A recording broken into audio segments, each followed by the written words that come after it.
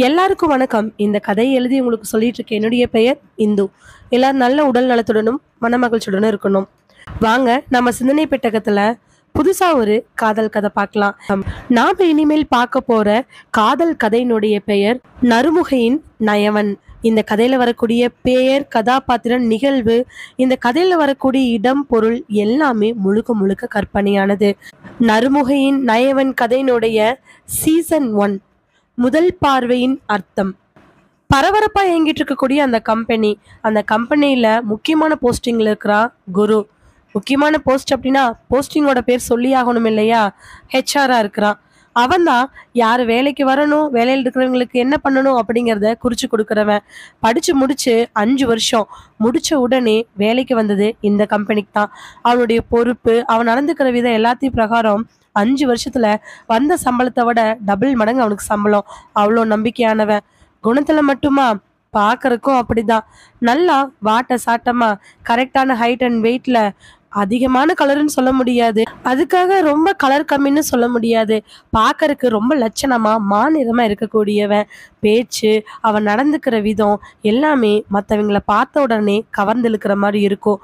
குரு தன்னோட டேபிள்லேருந்து எந்திரிச்ச அந்த நிமிஷம் அவன் டேபிள் இருக்கக்கூடிய லேண்ட்லைன் அடிக்கவே எடுத்து காதில் வைக்கிறான் ஃபோனை. தன்னோட கம்பீர குரல்ல முதல்ல ஹீரோ சொல்ல போற வார்த்தை, வெரி ஹாப்பி டே. நான் ஹெச்ஆர் டிபார்ட்மெண்ட்ல இருந்து குரு பேசுறேன். நீங்க? குரு, நான் மேனேஜர் பேசுறேன். இப்பதான் குருவுக்கு பவ்யமே வருது. சார் சொல்லுங்க சார். குரு, இன்னைக்கு ஒரு இன்டர்வியூ இருக்கு, நீ முடிச்சிடுறியா? சார், இன்டர்வியூக்கு நானும் தான் சார் பேனலுக்கு வரேன். இல்லை குரு, நீ மட்டும்தான் முடிக்கணும். நான், ஜிஎம், சிஇஓ 3 பேர் முக்கியமான ஒரு விஷயமா பில்டிங் பார்க்க போறோம். அதனால நீ இந்த வேலையை முடிச்சிட. சார், என்ன சார், கவலையே படாத. சிஇஓக்கும் மேலே பெரிய நம்பிக்கை இருக்கு. நம்ம கம்பெனி ஓரளவுக்கு மீடியமான கம்பெனியாக இருந்தாலும் நம்ம கம்பெனியில் இருக்கக்கூடிய ஒவ்வொரு எம்ப்ளாயுமே ரொம்ப நாலேஜாக இருக்கிறதுக்கு நீ இன்டர்வியூ பேனல் உட்காந்தா காரணம்னு ஸ்ட்ராங்காக நம்புறாரு. அதனால தான் நாங்கள் 3 பேர் ஒரு பில்டிங் பார்க்கறதுக்காக இங்கிருந்து பக்கத்தில் இருக்கக்கூடிய ஊருக்கு போகிறோம். அதனால நீயே இன்னைக்கு முடிச்சிருப்பா. சார், நான் மட்டும் தனியாக இது நாள் வரைக்கும் இந்த 5 வருஷத்தில் பேனலில் உட்காந்ததே இல்லை சார். அதனால தான் குரு சொல்கிறோம். இன்டர்வியூக்கு அதிகமாக யாரும் வரல, ஒரே ஒரு பொண்ணு தான் வரா. அந்த பொண்ணை மட்டும் இன்டர்வியூ பண்ணால் போதும். ஆல்ரெடி ஃபர்ஸ்ட் ரவுண்ட் முடிஞ்சிச்சு இல்லையா? ஆமாம் சார். அதில் செலக்ட் பண்ணோம் இல்லையா, அந்த பொண்ணு மட்டும்தான் வரா. சார், ஆனால் அதில் நம்ம 4 பேர்த்து செலக்ட் பண்ணோமே. 4 பேர்த்து செலக்ட் பண்ணோம்ப்பா. ஆனால் உன் டீமில் இருக்கிறவங்க தான் அவங்களுக்கு செகண்ட் ரவுண்டுக்கு ஃபோன் பண்ணி சொன்னாங்க. அதில் 2 பொண்ணுங்க வர முடியாத சூழ்நிலை, ஒரு பொண்ணு வேண்டான்னு சிஇஓ சொல்லிட்டாரு. அதனால இன்னும் ஒரே ஒரு பொண்ணு தான். அந்த பொண்ணை பாரு, இல்லைன்னா செகண்ட் ரவுண்ட் இன்டர்வியூ நம்ம கண்டக்ட் பண்ணிக்கலாம். வரப்போகிற பொண்ணு நல்லா பர்ஃபார்ம் பண்ணானா நீ என்னன்னு சொல்லிட்டு எங்களுக்கு ரிப்போர்ட் அனுப்பு.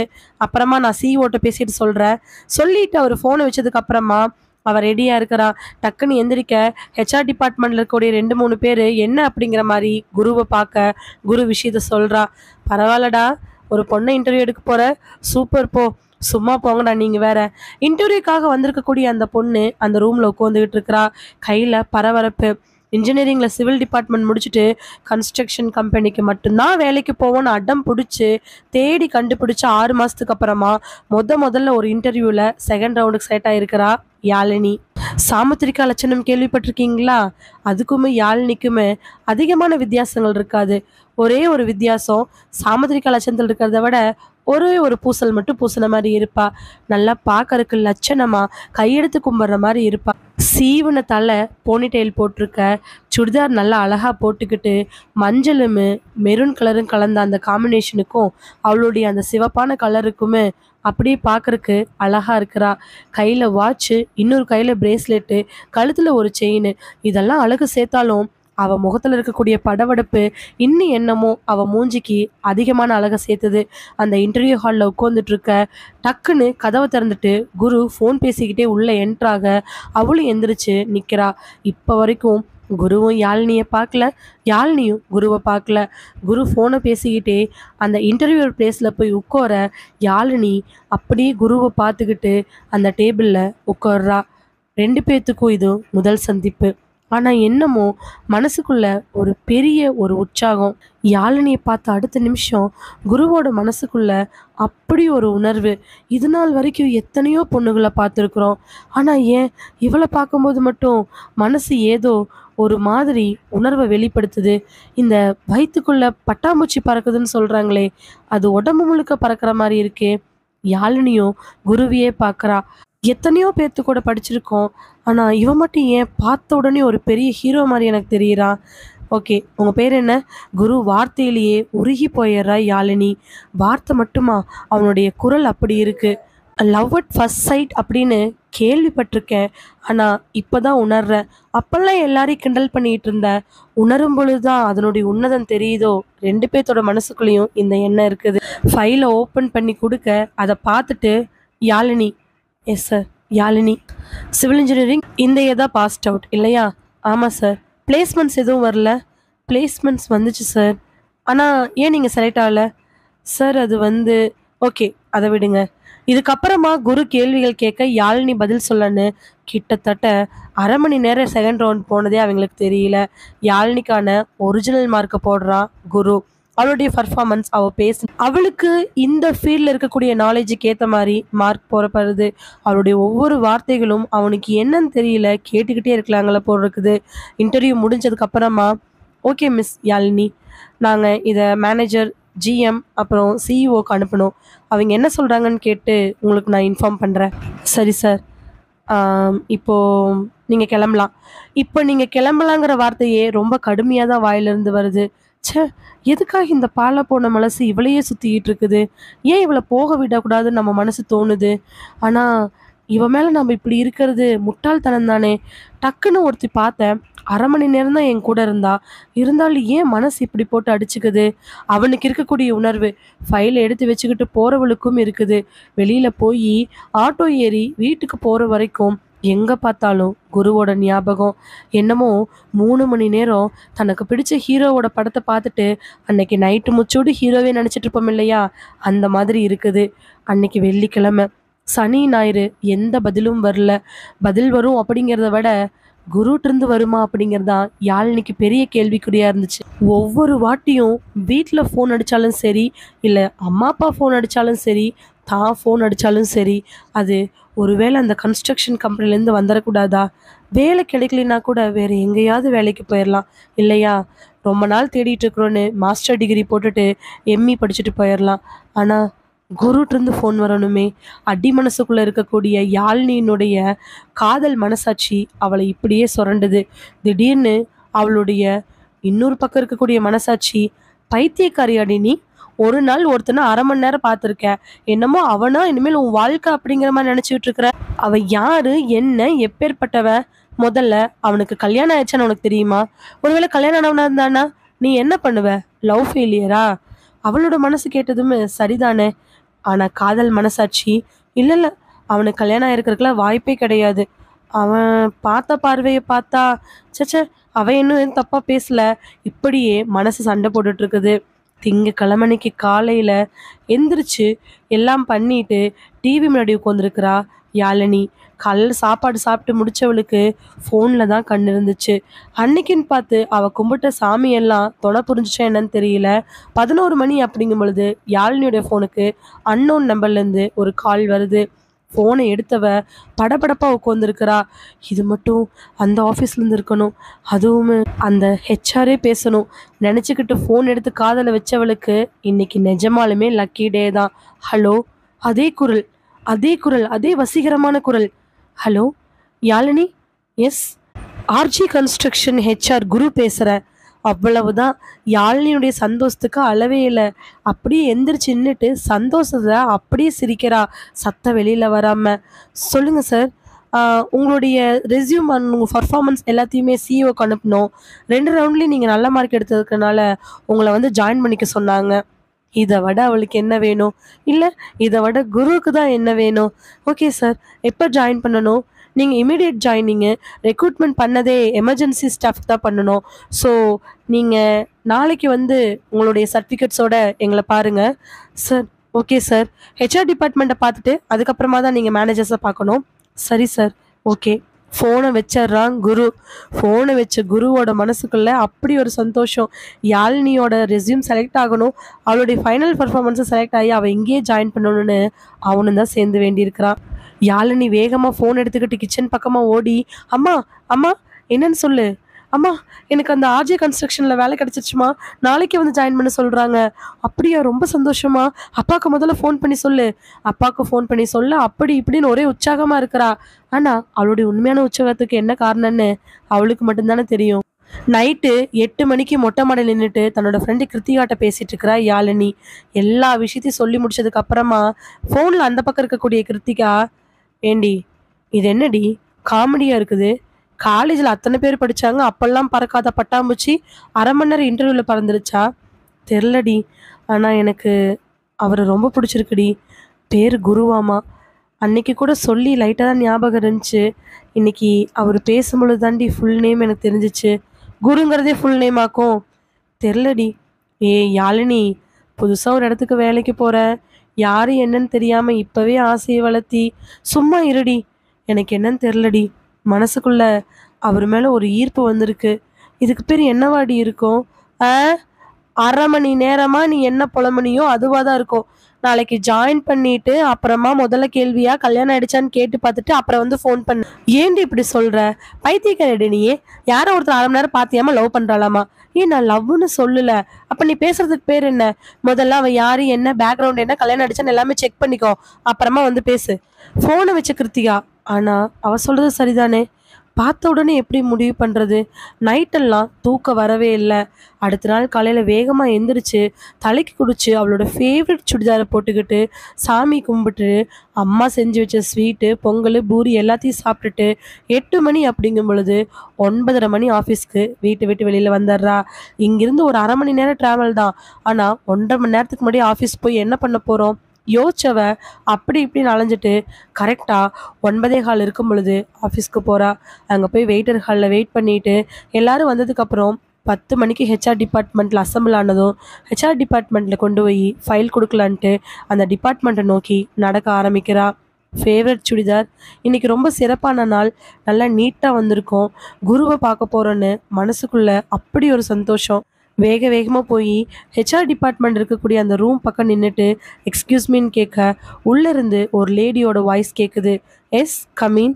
உள்ளே எட்டி போய் பார்க்க அங்கே ஒரு சீட் எம்டியாக இருக்குது. அதுக்கு பக்கத்தில் இருக்கக்கூடிய சீட்டில் பார்க்கும் பொழுது தான் அந்த லேடி பேசுகிறாங்க.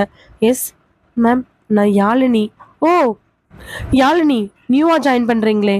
ஆமாம் மேடம், நியூவாக ஜாயின் பண்ணுறோம். வாங்க, உங்கள் ரெஸ்யூம்ஸ் உங்களோட டீட்டெயில்ஸ் எல்லாத்தையும் கொடுங்க. ஒரு 12:30க்கு மேலே சார் வந்துடுவார். அவரை பார்த்துட்டு நீங்கள் ஜாயின் பண்ணிக்கலாம். ஜாயின் பண்ணிட்டீங்கன்னா அதுக்கப்புறம் இங்கே தான் ஈவினிங் தான் நீங்கள் வீட்டுக்கு போகணும். இன்னையிலேருந்தே எங்களுடைய ஜாயினிங் டேட் ஸ்டார்ட் ஆகும். உங்கள் அப்பாயின்மெண்ட் ஆர்டர் எல்லாமே ரெடி ஆகிடுச்சு. சார் வந்ததுக்கப்புறம் பார்த்துக்கலாம். 12:30 ஆகும். கொஞ்சம் வெளில வெயிட் பண்ணுங்கள். உடனே பெல் அடித்து வெளியிலேருந்து ஒருத்தரை கூப்பிட அவர் உள்ளே வந்து, சார் இவங்களோட டிபார்ட்மெண்ட்டில் கொண்டு அவங்கள காட்டுங்க. அங்கே இருக்கிறவங்களுக்கு இவங்களை இன்ட்ரடியூஸ் பண்ணி வைங்க. இன்னிலேருந்து இவங்க ஜாயின் பண்ண போகிறாங்க. இன்னும் அப்பாயின்மெண்ட் ஆர்டர் கையில் வாங்கல, பட் கன்ஃபார்ம் ஃபேக்கல்ட்டி தான் இவங்க ஜாயின் பண்ண போகிறாங்க. அவங்க டிபார்ட்மெண்ட்டில் இருக்கிற எல்லாத்தையும் இன்ட்ரடியூஸ் பண்ணி வைங்க. ஒருத்தர் வந்து வாங்க மேடம்னு கூட்டிகிட்டு போக யாழினி மனசே இல்லாமல் அந்த ரூம்லேருந்து வெளியில் வரா. குருவோட இடம் எம்டியாக இருக்குது. முதல்ல குருவை பார்க்கும் பொழுது அவள் அங்கே தான் இருந்தான். அந்த ரூமை கிராஸ் பண்ணி தான் இன்டர்வியூ ஹாலுக்கு போனான். அப்போ குருன்னு தெரியல. ஆனால் நேருக்கு நேர் வந்து உட்காரும் பொழுது தான் அது குருன்னு, அந்த இடம் குருவோடதுன்னு கொஞ்சம் கொஞ்சமாக 2 நாள் யோசிச்சு முடிவு பண்ணுனா. கண்கள் எல்லா பக்கத்துலேயும் பரப்பி விடுறா. இருந்தாலும் குரு எங்கேயுமே தெரியல. கொஞ்சம் தூரம் நடந்து போனதுக்கு அப்புறமா ஒரு சின்ன ரூம் வருது. அந்த ரூம்குள்ளே கதவை திறந்துட்டு போகிறாங்க. கண்ணாடி ரூமு தான், வெளியிலேருந்து பார்த்தா எல்லாமே தெரியும். இருந்தாலும் முக்கியமான டிபார்ட்மெண்ட் ஒவ்வொருத்தங்களுக்கும் ஒவ்வொரு ரூம். இவளும் ஒரு மெயின் டிபார்ட்மெண்ட், அதனால அந்த டிபார்ட்மெண்ட் ரூமுக்குள்ளே போகிறா. மற்ற ஆஃபீஸ் ஸ்டாஃப் எல்லாமே அந்த பெரிய ஹாலில் கிட்டத்தட்ட ஒரு 30 பேர் சிஸ்டத்தோட வேலை செஞ்சுட்டு இருப்பாங்க. இவன் அந்த ரூம்குள்ளே போனதுக்கு அப்புறமா அங்கே ஒரு 7 பேர் மாதிரி வேலை செஞ்சுட்டு இருக்கிறாங்க. சார், மேடம், உங்கள் டிபார்ட்மெண்ட்டில் இவங்க புதுசாக சேர்றாங்க. அவர் சொன்ன உடனே அங்கே இருக்கிறவங்க எல்லாருமே கை தட்டுறாங்க. யாழினி பொய்யா ஒரு சிரிப்பு சிரிச்சுக்கிட்டு அங்கே இருக்க எல்லாத்தையும் பார்க்குறா. டக்குன்னு ஒரு ஆள், என்னம்மா எதுவும் பேச மாட்டேங்கிறீங்க? பேர் என்ன, ஊர் என்ன, எங்கே படிச்சீங்க, அதெல்லாம் சொல்ல மாட்டீங்களா? கேட்ட உடனே யாழினிக்கு அப்போ தான் சுயநினைவு வருது. மூலையில் ஒரு பக்கம் குருவோட ஞாபகம் ஓடிக்கிட்டே இருக்க. அப்படியே தான் படிச்சது எங்கிருந்து வர என்னங்கிறது எல்லாத்தையும் சொல்லிடுறா. கொஞ்ச நேரத்துல 7 பேருமே அவ கூட மிங்கிள் ஆக ஆரம்பிச்சிடுறாங்க.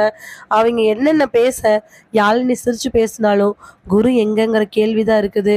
லஞ்ச் பிரேக் வர 12:30 மணிக்கு மேல வந்தவர் லஞ்ச் பிரேக் அப்புறம் அவளை பார்க்க அவளும் அப்பாயின்மெண்ட் ஆர்டர் வாங்க சேலரி எல்லாம் ஃபிக்ஸ் பண்ணனு நடக்கிறது எல்லாமே ரொம்ப சந்தோஷமா தான் இருக்கு. ஆனா அவளுடைய நாள் முடிவுல அவளுக்கு கிடைச்ச பதில், குரு இன்னைக்கு ஆஃபீஸ் வரல. கடைசியா ஆஃபீஸ் முடிஞ்சு போகும்போது தன்னோட கொலீக்ஸ் எல்லாத்துக்கிட்டையும் சொல்லிட்டு ஆஃபீஸ்லேருந்து வெளியில வந்தவ அங்கிருந்து ஆட்டோ பிடிச்சி பஸ் ஸ்டாண்ட் வந்து பஸ் ஸ்டாண்ட்லேருந்து பஸ் பிடிச்சி வீட்டுக்கு போறா. வர வழியெல்லாம் அவளுடைய யோசனை, ஒருவேளை இன்னைக்கு ஒரு நாள் அவர் லீவாக இருப்பார், நாளைக்கு வந்துடுவார், இல்லை வேலையை விட்டு போயிட்டாரோ, சொன்ன மாதிரி கிருத்தியாவோட பேச்சு நம்பலாமா நம்ப வேண்டாமா, கிருத்தியா சொன்ன மாதிரி அவருக்கு கல்யாணம் ஆகியிருந்திருந்து அவங்க ஒய்ஃப்க்கு இது கன்சீவா, சிச்சி இல்லை டெலிவரியா, இல்லை குழந்தைக்கு மண்டை அன்னைக்கு நைட்டு முழுக்க அவளுக்கு பிச்சுக்குது, கண்ணெல்லாம் கலங்கி கலங்கி நிற்கிது. நினைக்கதான் இன்னும் பாஸ் அதிகமாயிட்டே போகும். முட்டாள்தனமான காரியம்தான். ஆனால் ஏன் இப்படி நடந்துக்கிறேன் நான்? முதல் பார்வையில் அரை மணி நேரம் சந்திப்பில் நான் இப்படி பண்ணுறது நியாயம்தானா? அதே கேள்வியோட தூங்கி எந்திரிச்சவ அடுத்த நாள் கிளம்பிட்டு ஆஃபீஸ்க்கு ஸ்கூட்டியில் போக ஆரம்பிக்கிறா. ஸ்கூட்டி எடுத்துக்கிட்டு ஆஃபீஸ் போகிற வரைக்கும் குருவோட ஞாபகம். உள்ளே போய் நேற்று ஆக்டிவேட் ஆன ஃபிங்கர் பிரிண்ட் எல்லாத்தையும் வச்சுட்டு பயோமெட்ரிக் அட்டனன்ஸ் போட்டுட்டு அவளுடைய டேபிளுக்கு போகிறதுக்கு முன்னாடி கண் பார்வை அங்கிருந்து அப்படியே ரொம்ப தூரம் தள்ளி இருக்கக்கூடிய ஹெச்ஆர் டிபார்ட்மெண்ட்டில் தெரியுது. கண்ணாடிக்கு அந்த பக்கமாக குருவோட முகம் தெரியவே இல்லை. சுற்றி முத்தியும் அவள் பார்த்துக்கிட்டே தான் இருக்கிறா. இப்படியே அரை நாள் போயிடுது. லஞ்ச் பிரேக்கில் யாரையாவது கண்டிப்பாக கேட்டே ஆகணுங்கிற எண்ணம் அவளுக்கு வந்துருச்சு. கூட இருக்கக்கூடிய கொலீக்ஸ் எல்லாரும் ஒட்டுக்கா கொஞ்சம் சாப்பிட்றாங்க. இவளோட சேர்த்து மொத்தம் 8 பேர். அதில் 2 பேர் வீட்டுக்கு போயிடுவாங்க, 2 பேர் வெளியில் போயிடுவாங்க. மீதி இருக்கக்கூடிய 4 பேரில் இவளோட சேர்த்து 2 லேடிஸ் 2 ஜென்ஸுக்கு வந்து சாப்பிட்டுட்டு இருப்பாங்க. அந்த பக்கத்தில் இருக்கக்கூடிய பொண்ணை பார்த்து, மீரா மீரா என்ன யாழினி, இந்த ஆஃபீஸில் என்னென்ன டிபார்ட்மெண்ட் இருக்குது? கன்ஸ்ட்ரக்ஷன் ஆஃபீஸில் என்ன டிபார்ட்மெண்ட் இருக்கும்? எல்லா டிபார்ட்மெண்ட்டையும் அவள் எக்ஸ்பிளைன் பண்ண, என்ன ஒருத்தர் இன்டர்வியூ எடுத்தார், அவருடைய பேர் என்னவா இருக்கும்? குருவாக இருக்கும், அப்படி தானே? ஆமாம், குரு. அவர் பார்த்து தேங்க்ஸ் சொல்லலான்னா அவர் எங்கேயுமே காணா.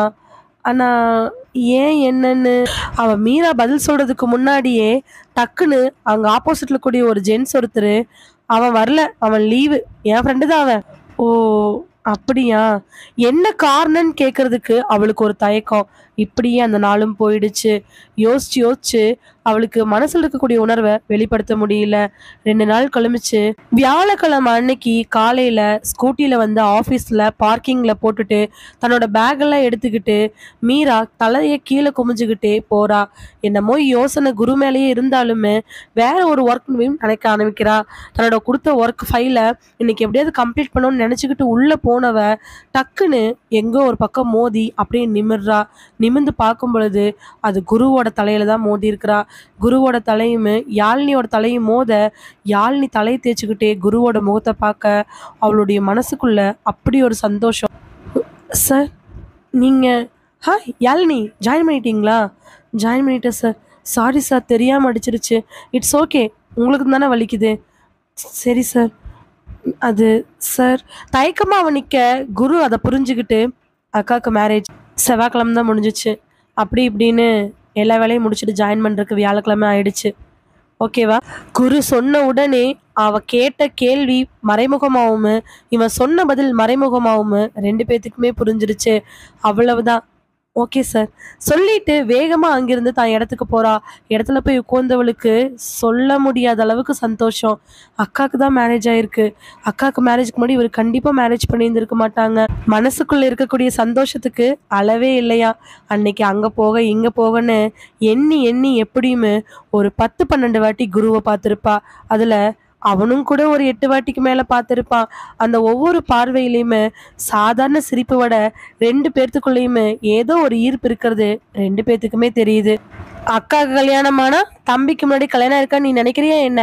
கிருத்திகா ஃபோனில் இந்த கேள்வி கேட்ட உடனே யாழினிக்கு அப்படி ஒரு கோபம். ஏண்டி, உன் வீட்டில் உன் தம்பி இருக்கான், என் வீட்லேயும் எனக்கு தம்பி இருக்கான், என் தம்பி கல்யாணம் பண்ணிட்டு எனக்கு கல்யாணம் பண்ணி வைப்பாங்களா? லவ் மேரேஜாக இருந்துருந்துச்சுன்னா முன்னாடி ஆயிருந்துருக்குமில்லடி. ஏய் போடி, உன்கிட்ட பேசுறதுக்கு ஃபோனை டப்புன்னு கட் பண்ணிட்டா. ஆனா கிருத்திகா சொன்ன வார்த்தை அவன் மனசுக்குள்ள வந்துகிட்டே தான் இருந்துச்சு. ஆனா எப்படி கேட்டு தெரிஞ்சுக்க முடியும்?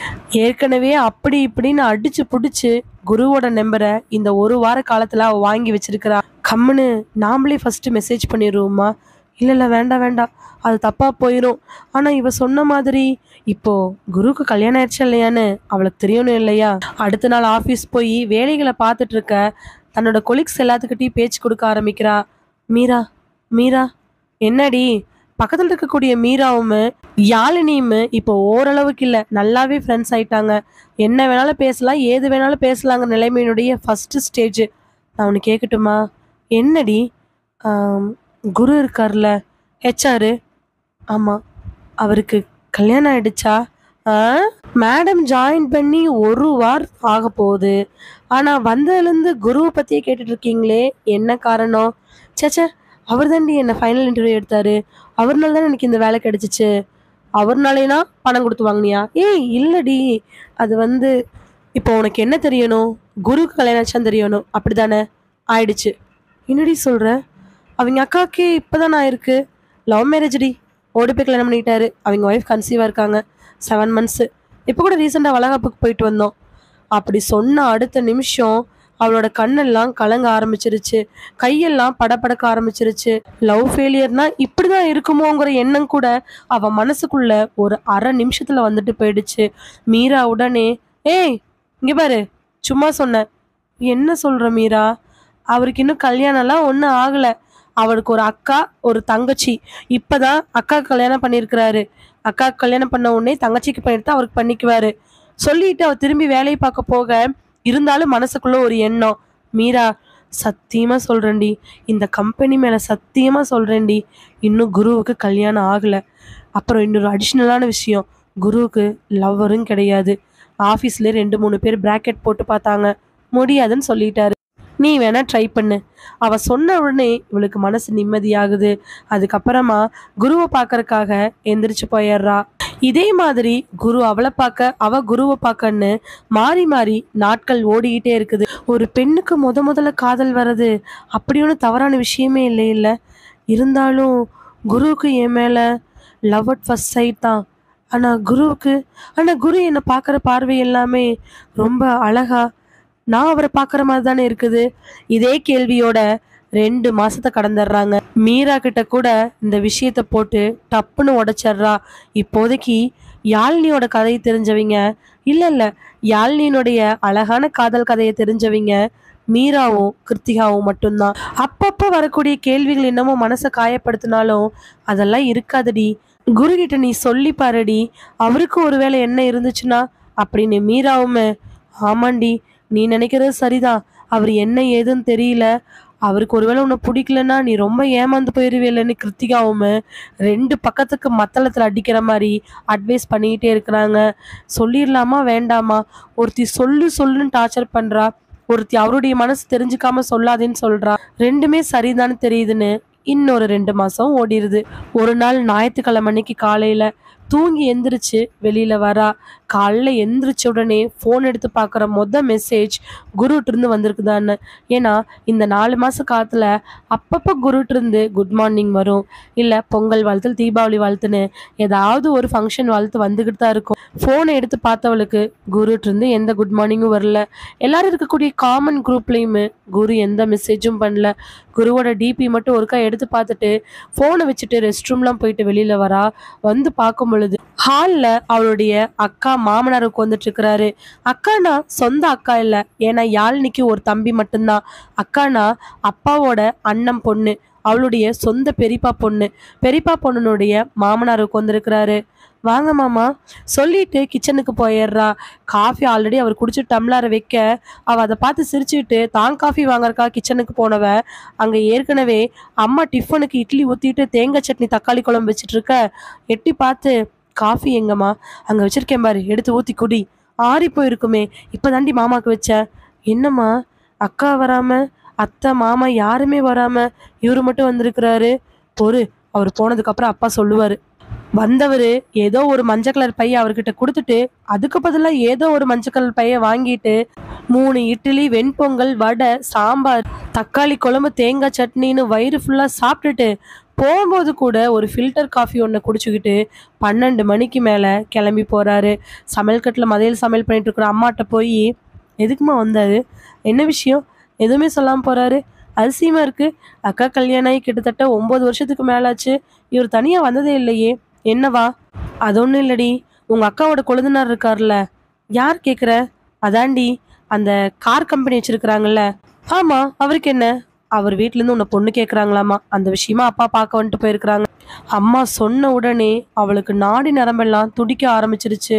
படபடப்பு அதிகமாக ஆரம்பிச்சிருச்சு. "அம்மா, யார கேட்டும்மா முடிவு பண்றீங்க?" கேரட் துருவிட்டு இருந்தவ டக்குன்னு திரும்பி, "யார கேட்டுடி முடிவு பண்ணணும்? உனக்கு கல்யாணம் பண்ணாதாண்டி அடுத்து தம்பிய பார்க்க முடியும். உனக்கும் அவனுக்கும் 2 வயசு தான் வித்தியாசம். உனக்கு இப்போ வயசு என்னன்னு தெரியுமா? இன்ஜினியரிங் முடிச்சு 1 வருஷம் ஆகப்போகுது. வேலைக்கு போறேங்கிறதுக்காக உன் சம்பாத்தியத்த வாங்கி நாங்க தின்னுட்டே இருக்க முடியுமா?" "அப்படி இல்லம்மா. ஆனா அவரு அவருக்கு உனக்கு 9 வருஷம் வித்தியாசம் தான். ஆனா நல்ல குடும்பம்டி. ஒரே ஒரு அக்கா கல்யாணம் பண்ணி குடுத்துட்டாங்க. அவரும் நல்லா சம்பாதிக்கிறாரு. சொந்த கார் கம்பெனி வச்சிருக்காரு. எவ்வளோ பெரிய விஷயம் தெரியுமா?" "அது கார் கம்பெனி இல்லம்மா, ஷோரூம்மா." "என்ன ஓடி? அவிங்க பணக்காரங்க தானடி. நல்ல இடத்துக்கு வாக்கப்பட்டு நல்லபடியா போ. உங்க அக்காவ எப்படி வச்சிருக்காங்கன்னு பாத்தியில்ல? உங்க அக்கா வீட்ல இருக்கிறத விட 10 மடங்கு தங்கமாட்டம் உன்னைய வச்சுக்குவாங்க. அவ படிச்ச படிப்புக்கே அவள தாங்கும் பொழுது, நீ படிச்ச படிப்புக்கு உன்னை தாங்குவாங்க. நீ ஏதோ எம்.ஏ பிடிக்கும்னு சொன்னீல்ல, அதுக்கு கூட அவிங்க பாத்துக்கிறேன்ட்டாங்க. எங்கனால என்ன முடியுமோ அந்த பவுன போடுறேன்னு சொன்னோம். 100 பவுன் போட்டு கட்டிட்டு போறேன்ட்டு இருக்கிறாங்க." "ம்மா, என்னம்மா இதெல்லாம்? என்ன யாழினி, பேச்செல்லாம் மாறிக்கிட்டு போகுது. படிக்கும் பொழுது கல்யாணம்னு சொன்னாலே அத பத்தி கண்டுக்காம நீ பாட்டுக்கு இருப்ப. இன்னைக்கு என்ன கல்யாணம்னு? என்ன விஷயம்?" "இல்லம்மா, இப்பதாம்மா என் டிபார்ட்மெண்ட்டுக்கு சம்மந்தமா ஒரு வேலையில ஜாயின் பண்ணி 4, 5 மாசம் தான் ஆகுது. அதுக்குள்ள." "அதெல்லாம் ஒண்ணும் ஆகாது." "இல்லம்மா, அக்ரீமெண்ட் பிரகாரம் 2 இயர்ஸ் இந்த இடத்த விட்டு." "என்ன, 3 மாசம் சம்பளத்த குடுக்கணும் அவ்வளவுதானே? குடுத்துக்கலாம் விடு. அதெல்லாம் பாத்துக்கலாம். அதுக்காக நல்ல இடத்த விட முடியுமா என்ன? போ, முதல்ல போ." அம்மா சொன்ன உடனே அவ வெளியில வந்து ஹால்ல உட்காந்துக்கிறா. அப்பா ஜாதகத்த தூக்கிட்டு வேக வேகமா அவள பார்த்து சிரிச்சுக்கிட்டே வெளியில வண்டி சாவி எடுத்துக்கிட்டு, "ஆ, ஏம்மா, சரிங்க, பார்த்து போயிட்டு வாங்க." சமையல் கட்டுல இருந்து உத்தரவு வரவே அவர் வண்டி எடுத்துக்கிட்டு போறாரு. யாழினிக்கு நல்லாவே தெரியும் பொருத்தம் பார்க்க தான் போறாங்க அப்படின்னு. மனசுக்குள்ள இருக்கக்கூடிய வேதனைய சொல்ல முடியல. இன்னும் குரு கிட்ட லவ்வும் சொல்லல. குருவ மறக்கவும் முடியல. குரு மனசுக்குள்ள ஆணி அடிச்ச மாரி உட்கார்ந்திருக்கிறான். இப்ப நான் போய் எப்படி அவர கல்யாணம் பண்ணிக்க முடியும்? குரு இல்லாம. ஆனா குருவுக்கு இந்த எண்ணம் இருக்குமா? திங்கட்கிழமை அன்னைக்கு காலையில ஆபீஸ் போனவளோட முகத்துல எந்தவித உணர்வும் இல்லாம மீரா ஏன்னு கேட்க, ஏற்கனவே முந்தின நாள் நைட்டு கிருத்திகாட்ட சொன்ன எல்லா மீரா கிட்ட சொல்ல, "கம்முன்னு உங்க மாமாவே கல்யாணம் பண்ணிக்கடின்னு" கிருத்தியா கொடுத்த மாதிரி முட்டாள்தனமான விஷயத்த மீரா சொல்லல. "ஏய், நான் ஒரே ஒரு வழி சொல்லட்டுமா?" "என்ன?" "டக்குன்னு எந்திரிச்சு போய் குரு கிட்ட கேட்டுரு." "என்னடி சொல்ற?" கண்ணு விரிய, மூச்செல்லாம் சூடா வர. "ஆமாண்டி, அதான் பெட்டர். லஞ்ச் பிரேக்ல போய் குருட்ட டைரக்டா கேட்டுரு." "இல்லடி, எனக்கு ரொம்ப படபடப்பா இருக்கு. ஜாதகம் பாட்டுன்னு உங்க அப்பா நேத்து நைட் என்ன சொன்னாரு?" "8 பொருத்தம் இருக்குதுன்னாங்க." "ஹலோ மேடம், இனி முகூர்த்தம் இன்னொரு 1 மாசத்துல வந்துரும். நிச்சயம் வச்சுட்டாங்கன்னா அப்புறம் நீ அவர்தான் கல்யாணம் பண்ணி ஆகணும். ஒருவேளை நிச்சயம் வச்சு நீ எல்லாத்துக்கிட்டையும் என்கேஜ்மெண்ட் ஆயிடுச்சுன்னு சொன்னதுக்கப்புறம் குருவுக்கு உன் மேல இன்ட்ரெஸ்ட் இருக்குன்னு தெரிஞ்சுன்னா ரொம்ப கஷ்டமா போயிரும்டி. அதுக்கப்புறம் நிச்சயதார்த்தம் நடத்தினாலும் கெட்ட பேர் தான். குரு வேணான்னு சொன்னாலும் உன்னால தாங்கிக்க முடியாது. அதுக்கு காதுங்காது வச்ச மாதிரி குருட்ட போய் ப்ரப்போஸ் பண்ணிரு." "ஏய், நான் இதெல்லாம் பண்ணதே இல்லடி. ஸ்கூல் படிக்கும்போது காலேஜ் படிக்கும்போது ஏதோ ஓரளவுக்கு நல்லா இருக்கிறதுனால எங்கிட்ட தாண்டி எல்லாரும் சொல்லியிருக்காங்க." "ஏய், ப்ரப்போஸ் பண்ணது அப்படி ஒன்றும் தப்பான விஷயம் இல்லடி. தன்னுடைய விருப்பத்தை சொல்கிறோம், அவ்வளோதான். தான் விருப்பத்தை சொல்லி இவங்க நம்ம கூட வாழ்ந்தாங்கன்னா லைஃப் நல்லா இருக்கும்னு நாம் ஒரு அப்ரோச் பண்ணுறதுக்கு பேர் தாண்டி ப்ரப்போஸு. பண்ணுறவங்க எல்லாருமே கெட்டவங்கன்னு கிடையாது. அதனால நல்லா இருக்கிறவங்களும் இருக்காங்கடி. போடி, குருகிட்ட பேசு."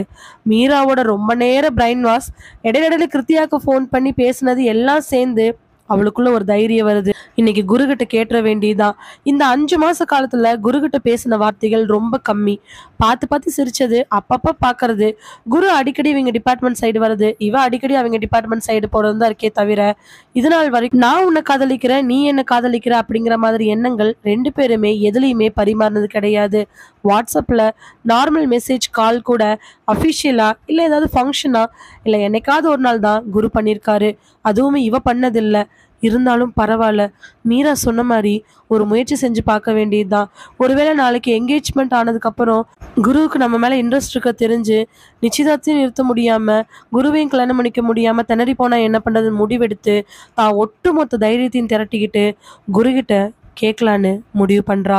சாயங்காலம் எல்லாரும் ஆஃபீஸ் முடிஞ்சு வண்டி எடுக்கிறதுக்காக பார்க்கிங் சைடு போக குரு தன்னோட பைக் எடுத்துக்கிட்டு முன்னாடி வந்து நிறுத்தி ஹெல்மெட் போடுறதுக்காக ஹெல்மெட் எடுத்து உள்ள சுற்றி முற்றி பார்த்துட்டு அதை ஒரு துணி எடுத்து தொடச்சிக்கிட்டு இருக்கிறாரு. யாழினி வண்டி எடுக்காம குருவோட வண்டிக்கு முன்னாடி நடந்து போறா. குரு ஹெல்மெட்லாம் தொடச்சிட்டு தலையில போடலான்னு போகும் பொழுது யாழினி அவன் நோக்கி வரதை பார்த்துட்டு ஹெல்மெட் அப்படியே வண்டி மேலே வச்சுட்டு அது மேலே கை வச்சு நின்றுட்டு இருக்கிறான். ஏற்கனவே ஆஃபீஸில் இருக்கிற 3/4 பேர் கிளம்பி இருக்க, ஒரு 5-6 பேர் தான் போக வேண்டியது இருக்குது. அங்கே ஆட்கள் நடமாட்டம் சுத்தமாகவே இல்லை. யாழினியும் குருவும் மட்டும்தான் அங்கே இருக்கிறாங்க. பைக் எடுக்கிறதுக்காக வந்த ஒருத்தர் கூட பைக்கை எடுத்துட்டு அவர் பாட்டுக்கு போயிடுறாரு. குருவுக்கு முன்னாடி வந்து நின்ன யாழினி குருவை பார்த்து, உங்ககிட்ட கொஞ்சம் பேசணும், சொல்லு, என்ன விஷயம்? குருவோட பார்வையை பார்க்கும் பொழுது மீரா மேலே அவருக்கும் ஆசை இருக்குன்னு நல்லாவே தெரியுது. மீரா குருவை பார்க்கும் பொழுது ஒரு படபடப்பில் பார்க்குறா. என்ன கண்ணெல்லாம் இன்னைக்கு ஒரே பயமா கலக்கமா ஏதோ மாதிரி இருக்கு, என்னன்னு தெரிஞ்சுக்கலாமா? இல்லை, நான் உங்ககிட்ட ஒரு விஷயம். உடம்பெல்லாம் காய்ச்சல் வந்த மாதிரி அவளுக்கு கொதிக்குது, மூச்சு காத்தெல்லாம் ரொம்ப சூடாக வருது. ஆனால் குரு மட்டும் ரொம்ப கூலாக நின்றுட்டுருக்கிறா. என்னன்னு சொல்லு, சொன்னதானே தெரியும். அது நான் டைரெக்டாக உங்ககிட்ட ஒரு விஷயம் சொல்லணும். சொல்லணுமா கேட்கணுமா? இல்லை, சொல்லணும். சரி சொல்லு. குரு அப்படி சொன்னதுக்கு அப்புறமும் அவளுக்கு ஒரு நம்பிக்கை வரல. இப்படியே நேரம் போயிட்டே இருக்குது. வண்டி எடுத்துட்டு வந்தவங்க எல்லாரும் ஒரு நிமிஷம் நின்றுட்டு அவங்கள பார்த்துட்டு கூட போயிட்டாங்க. கடைசியா மீராவோட வண்டி, யாழினியோடைய வண்டி, குரு மட்டும்தான் நின்றுட்டு இருக்கிறாங்க. மீரா அங்கிருந்து ஒரு 20-30 அடி தள்ளி இருக்கக்கூடிய ஒரு மரத்துக்கு கீழே உட்காந்துக்கிட்டு இருக்கிறா. யாழினி எப்படியாவது சொல்லிடுவாங்கிற நம்பிக்கையில அவளுக்கு தொணை போல. மணியை பார்த்த குரு பெருமூச்சு விட்டுட்டு, இப்போ சொல்றியா இல்லையா? ரொம்ப நேரம் ஆயிடுச்சு, என்னன்னு தெரிஞ்சுக்கணும்ல. இப்படியே நின்றுட்டு இருந்தா எதுவாக இருந்தாலும் சொல்லு. எப்படி இருந்தாலும் சொல்லதானே போற, எதுவும் கேட்க போறது இல்லையில. ரெண்டுமே தான். சரி, முதல்ல சொல்றியோ கேட்குறியோ, விஷயத்தை ஸ்டார்ட் பண்ணு. நான் சொல்ல போறத நான் எதுவும் தப்பா எடுத்துக்க மாட்டேன். என்னன்னு சொல்லு. சொல்லு யாழினி. எங்க அக்கா கல்யாணம் பண்ணி கொடுத்த இடத்துல அவங்களுக்கு ஒரு கொழுந்தனார் இருக்கிறாரு. சரி, நான் காலேஜ் படிக்கிறதுலேருந்து இல்லை, என் அக்காவுக்கு கல்யாணம் ஆனதுலேருந்தே அவருக்கும் எனக்கும் தான் கல்யாணம்னு சொல்லிட்டு முடிவு பண்ணி வச்சுருந்தாங்க. சரி, அவள் சொல்ல சொல்ல இவனுக்கு வாய்ஸ் கூட கொஞ்சம் அப்படியே கீழே இறங்குது. இப்போது படித்து முடித்து வேலைக்கும் வந்துட்டேன். வயசும் 23 ஆக போகுது. அதனால வீட்டில் கல்யாணம் பண்ணலான்னு முடிவு பண்ணி நேற்று அவங்க வீட்டிலேருந்து வந்து ஜாதகம் கொடுத்துட்டு போனாங்க. அப்புறம் அப்பா என் ஜாதகத்தையும் அவருடைய ஜாதகத்தையும் போய் பார்த்துட்டு வந்தாங்க. சரி, பொருத்தம் இருக்குது, மாப்பிள்ளை வீட்டில் பேசலான்னு முடிவெடுத்திருக்காங்க. நான் என்ன பண்ணட்டும்?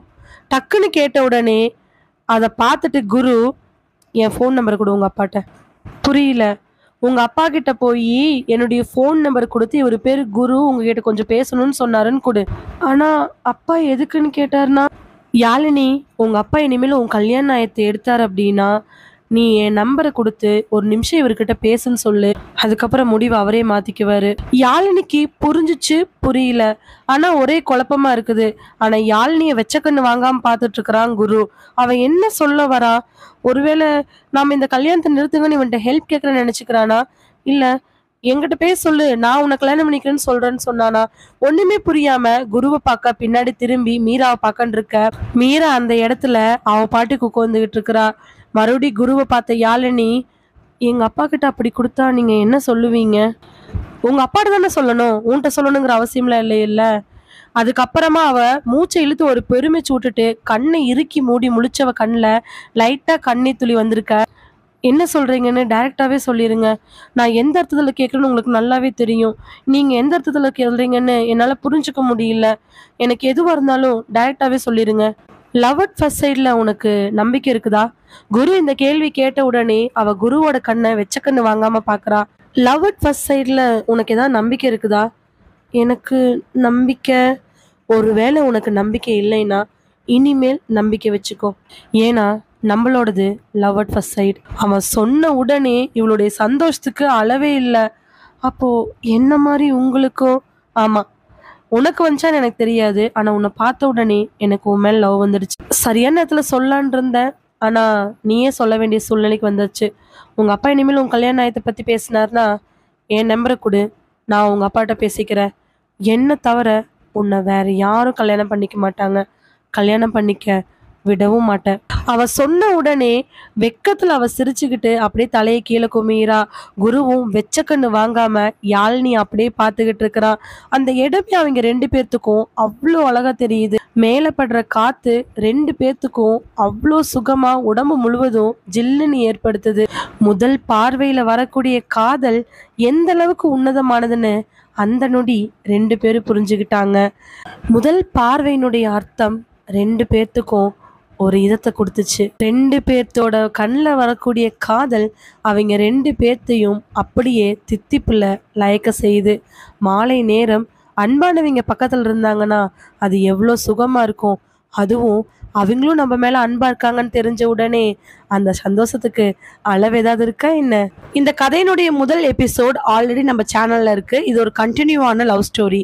இந்த ஸ்டோரியில வரக்கூடிய பெயர், கதை, கதாபாத்திரம், நிகழ்வு எல்லாமே முழுக்க முழுக்க கற்பனையானது. நறுமுகையின் நயவன் சீசன் 2. குருவும் யாழினியும் லவ் பண்ண ஆரம்பிச்சு கிட்டத்தட்ட 2 வாரங்கள் நல்லா போயிட்டு தான் இருந்துச்சு. இந்த 2 வார காலத்துல கண் பார்வையில பேசிக்கிறதும் ஃபோன்ல மெசேஜ் பண்ணிக்கிறதும் அப்பப்ப திருட்டுத்தனமா பேசிக்கிறதுன்னு 2 பேரும் சந்தோஷமா தான் இருந்தாங்க. குருவுக்கு என்ன, அவன் வீட்டில் தனியாக ரூமு, அவன் ரூம்ல இருந்துக்கிட்டு யாழினிக்கு எப்போ வேணாலும் ஃபோன் பண்ணலாம். ஆனால் யாழினி அப்படி கிடையாது. ஒரு ரூம்ல அம்மாவும் யாழினி ஒட்டுக்கா தான் படுத்துக்குவாங்க. தம்பி படிக்கிற பையன் அப்படிங்கிறதுனால அவனுக்கு ஒரு தனி ரூமு. அவன் காலேஜ் படிச்சுக்கிட்டு இருக்கிறான். அப்பப்ப 2 பேத்துக்குள்ள இதனாலேயே செல்ல சண்டைகள் வந்திருக்குது. ஃபோன் பண்ணுவியா பண்ண மாட்டியா, ஐயோ மணி 11 ஆயிடுச்சு, இதுக்கு மேல நான் ஃபோன் பண்ணேன் எங்க அம்மா அவ்வளோதான் அப்படிங்கிற மெசேஜ் தான் 2 பேத்துக்குள்ள வாட்ஸ்அப்ல அதிகமா போயிட்டு இருந்தது. அடுத்த நாள் காலையில குரு கோச்சுக்கிற மாதிரி கோச்சுக்கிறதும் அவன் அந்த பக்கம் இந்த பக்கம் போகும் பொழுது கண்ணாலேயே சமாதானப்படுத்துறதுன்னு 2 வாரம் அப்படி ஒரு சந்தோஷம். புதுசா காதலிச்சா இப்படி ஒரு உணர்வு இருக்குமோ என்னமோன்னு 2 பேரும் சந்தோஷத்துல திளைக்கிறாங்க. கோவப்படக்கூடிய விஷயத்துக்கு கூட பொறுமையா ஹேண்டில் பண்றாங்க. காரணம் காதல் இருக்காங்க இல்லையா. யாழினி தான் அம்மா கிட்ட சொல்லி குருவுக்கு பிடிச்ச உணவு பண்ணிட்டு வரவுமே, குரு யாழினிக்கு பிடிச்ச விஷயங்களை பண்ணவுமா போயிட்டு இருக்குது. அடிக்கடி பூ கூட பரிமாறிட்டு இருந்துச்சு. இப்படியே 2 வாரங்கள் கழிய ஆரம்பிச்சிச்சு. யாழினி தான் டிபார்ட்மெண்ட்ல இருந்து ஏதாவது ஒரு காரணத்துக்காக குருவோட டிபார்ட்மெண்ட்டுக்கு வரவும், குரு ஏதோ ஒரு காரணத்துக்காக யாழினி டிபார்ட்மெண்ட்டுக்கு போகவும் பார்க்கறதும் பேசுறதும் பழகிறதும் அந்த ஆஃபீஸ்குள்ளேயே தான் இருந்துச்சு. 2 வார காலத்துல 2 பேரும் வெளியில போய் பேசவோ வெளியில எங்காவது சந்திக்கவோ நினைக்கவும் இல்லை, பண்ணவும் இல்லை. பயம் கிடையாது, ஆனா பண்ணல. 2 வாரம் கழிச்சு, அதுவும் ஞாயிற்றுக்கிழமை தான். அதே மாதிரி அக்காவோட மாமனார் வீட்டுல இருந்தா ஒரு பெரிய செய்தி வந்துச்சு. இந்த முறை அக்கா வீட்டு மாமனாரு நேரா வரல, ஃபோன் மூலமா வந்தாரு. காலையில் நல்லா குடல் குழம்பு இட்லி அவங்க அம்மா செஞ்சுட்டு இருக்க, யாழினி வெளியில ஹால்ல உட்காந்து டிவி பார்த்துக்கிட்டு இருக்கிறா. காலையிலே என்ன ப்ரோக்ராம் பாக்குறதுன்னு ரிமோட்ல சேனல்ஸை மாத்திக்கிட்டுமே தன்னோட மொபைலை எடுத்து குருட்டு இருந்து மெசேஜ் வந்துச்சானும் பார்த்துட்டு இருக்கிறா. குருவும் அதுக்கேற்ற மாதிரி மெசேஜ் பண்ணிட்டு இருக்க, 2 பேரும் அவங்களுக்கு பிடிச்ச சேனல்ல சொல்லி இதுல அந்த பாட்டு ஓடுது பாரு, அதுல அந்த பாட்டு ஓடுது பாருன்னு மாத்தி மாத்தி மெசேஜ் பண்ணிட்டு இருக்கிறாங்க. மியூசிக் சேனல், காமெடி சேனல், படம் சேனல்னு குரு ஒரு சேனலை சொல்ல, அதுக்கு யாழினி ஒரு சேனல் சொல்ல, அப்படி ஒரு சந்தோஷத்துல சேனல் மாத்திட்டு இருக்கும் பொழுதுதான் அந்த ஃபோன் கால் வருது. ஃபோனை எடுத்தவர் யாழினியோட அப்பா. மாமா சொல்லுங்க மாமா. மாமா அது கூட இவ்வளோ பவ்யம் அப்படின்னா கண்டிப்பா அக்கா மாமனாராக தான் இருக்கும், என்ன கேட்க போறாங்களோ அப்படின்னு சொல்லிட்டு அப்பாக்கா பேசுறத கவனிக்க ஆரம்பிக்கிறா. மாமா அன்னைக்கே பாட்டேங்க, 2 வாரத்துக்கு முன்னாடி நீங்க வந்துட்டு போனீங்களா அப்பவே, அதெல்லாம் சரியா அப்படிங்கிறீங்களா? மாப்பிள்ளை வீட்டில் அப்படி சொல்றாங்களா? சரிங்க, நான் இதோ ஒரு நிமிஷம் அவகிட்ட பேசிட்டு கூப்பிடுறேன் சொல்லிட்டு அப்பா ஃபோனை வச்சுட்டு கிச்சனை நோக்கி போகவே யாழினியோட வயிற்றுக்குள்ள அப்படி ஒரு பயம். என்ன பேச போறாங்க, நான் என்ன சொல்றது, இந்த விஷயத்தை எப்படியாவது குருகிட்ட சொல்லி ஆகணுமே. இருக்கட்டும், அப்பா என்ன சொல்றாரு, அதுக்கு அம்மா என்ன சொல்றாங்கன்னு கேட்டுட்டு குருக்கு மெசேஜ் பண்ணிக்க வேண்டியதுதான். அதுக்குள்ள 2 நிமிஷம் லேட்டான உடனே குருட்டு இருந்து மிஸ்டு கால் வருது. கால் வந்த உடனே டப்புன்னு கட் பண்ணிட்டு என்ன அப்படின்னு மெசேஜ் அனுப்ப, நீ இன்னும் லைன்ல இருந்து ரிப்ளை பண்ணாம இருக்கிற, வெயிட் பண்ணுங்க, நான் ஒரு நிமிஷம் அப்புறம் கூப்பிடுறேன்ட்டு அவ ஃபோனை கட் பண்ணிடுறா. அதுக்கப்புறம் உள்ள போன அப்பா யாழினியோட அம்மா கிட்ட ஏதோ ஒரு பேசிட்டு 5 நிமிஷத்துக்குள்ள வெளியில வர யாழினியோட மனசெல்லாம் படபடக்குது. அப்பா என்ன சொல்லி, அம்மா என்ன சொல்லியிருப்பாங்க? எதுவாக இருந்தாலும் பரவாயில்ல, நம்ம அம்மா கிட்ட சொல்லிடுவோமா?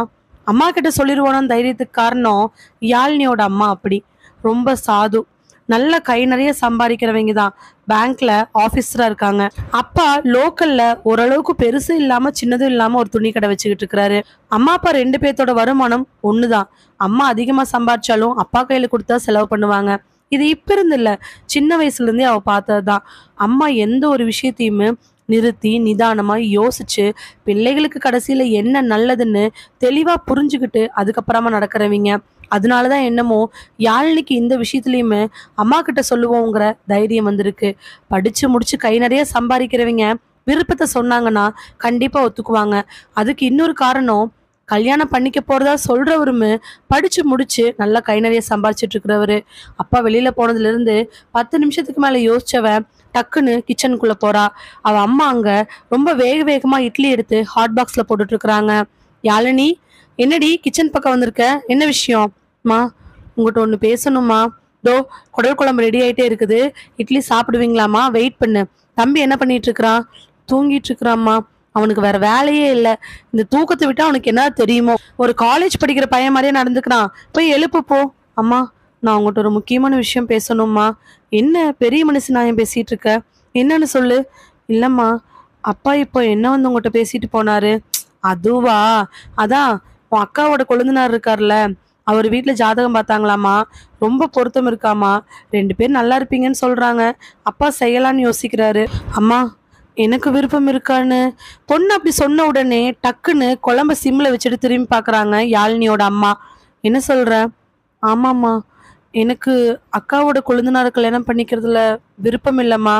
என்னடி புதுசாக என்னென்னமோ பேசிகிட்டு இருக்க? இல்லைம்மா, சின்ன வயசுலேருந்து எனக்கும் தம்பிக்கு என்ன வேணும் ஏது வேணும்னு பார்த்து நீ தானே பண்ணுவேன்.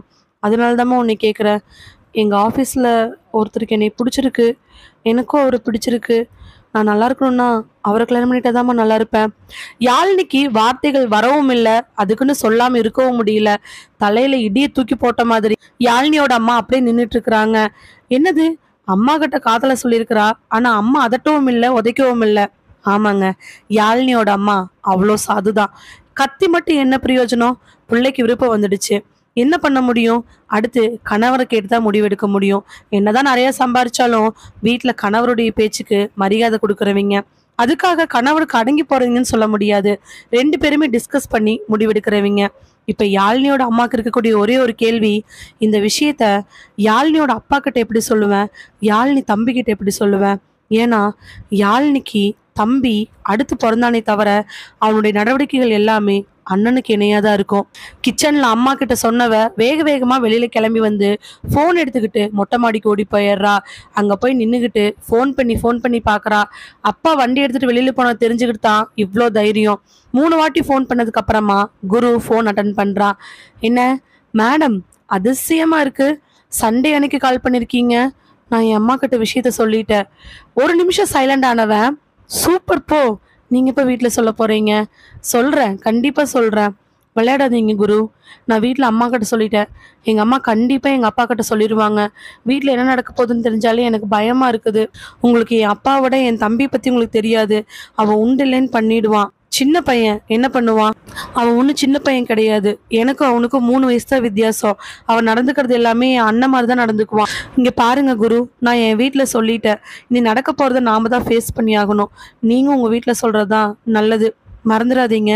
சொல்லிட்டு போனை வச்சுட்டு கீழே வேகமா போயிட்டு அதுக்கப்புறம் கண்டினியூவா ஒரு 10 மெசேஜ் இதை பத்தி அவன் அனுப்பியிருப்பா. குரு அது எதுக்குமே ரிப்ளை பண்ணவே இல்லை. ஞாயிற்றுக்கிழமை நல்லா நிம்மதியா இருக்கலாம் அப்படின்னு நினைக்கும் பொழுது கூட இப்படி ஒரு பரபரப்பு. அதுக்கப்புறம் அப்பாவை பார்த்தாலும் சரி தம்பியை பார்த்தாலும் சரி அவ வயிற்றுக்குள்ள புள்ளி கரைச்சுக்கிட்டே தான் இருந்துச்சு. இதுல குரு எதுவுமே பேசாம இருக்கிறது அவளுக்கு இன்னும் மன வருத்தமாவே இருந்துச்சு. அடுத்த நாள் திங்கக்கிழமை ஆபீஸ்ல போய் ஸ்கூட்டியை நிறுத்திட்டு இறங்கி அதுல குருவோட வண்டி இருக்கான்னு பாக்குறா. குரு வண்டி ஆல்ரெடி இருக்குது.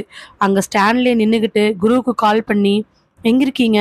உள்ள வந்துட்டேன், வெளியில வாங்க, கொஞ்சம் பேசணும், இரு வர சொல்லிட்டு குரு ஒரு 3 நிமிஷம் கேப்ல அந்த வண்டி நிக்கிற இடத்துக்கு வர அவ ரொம்ப படபடப்பா நின்றுட்டு இருக்கிறா.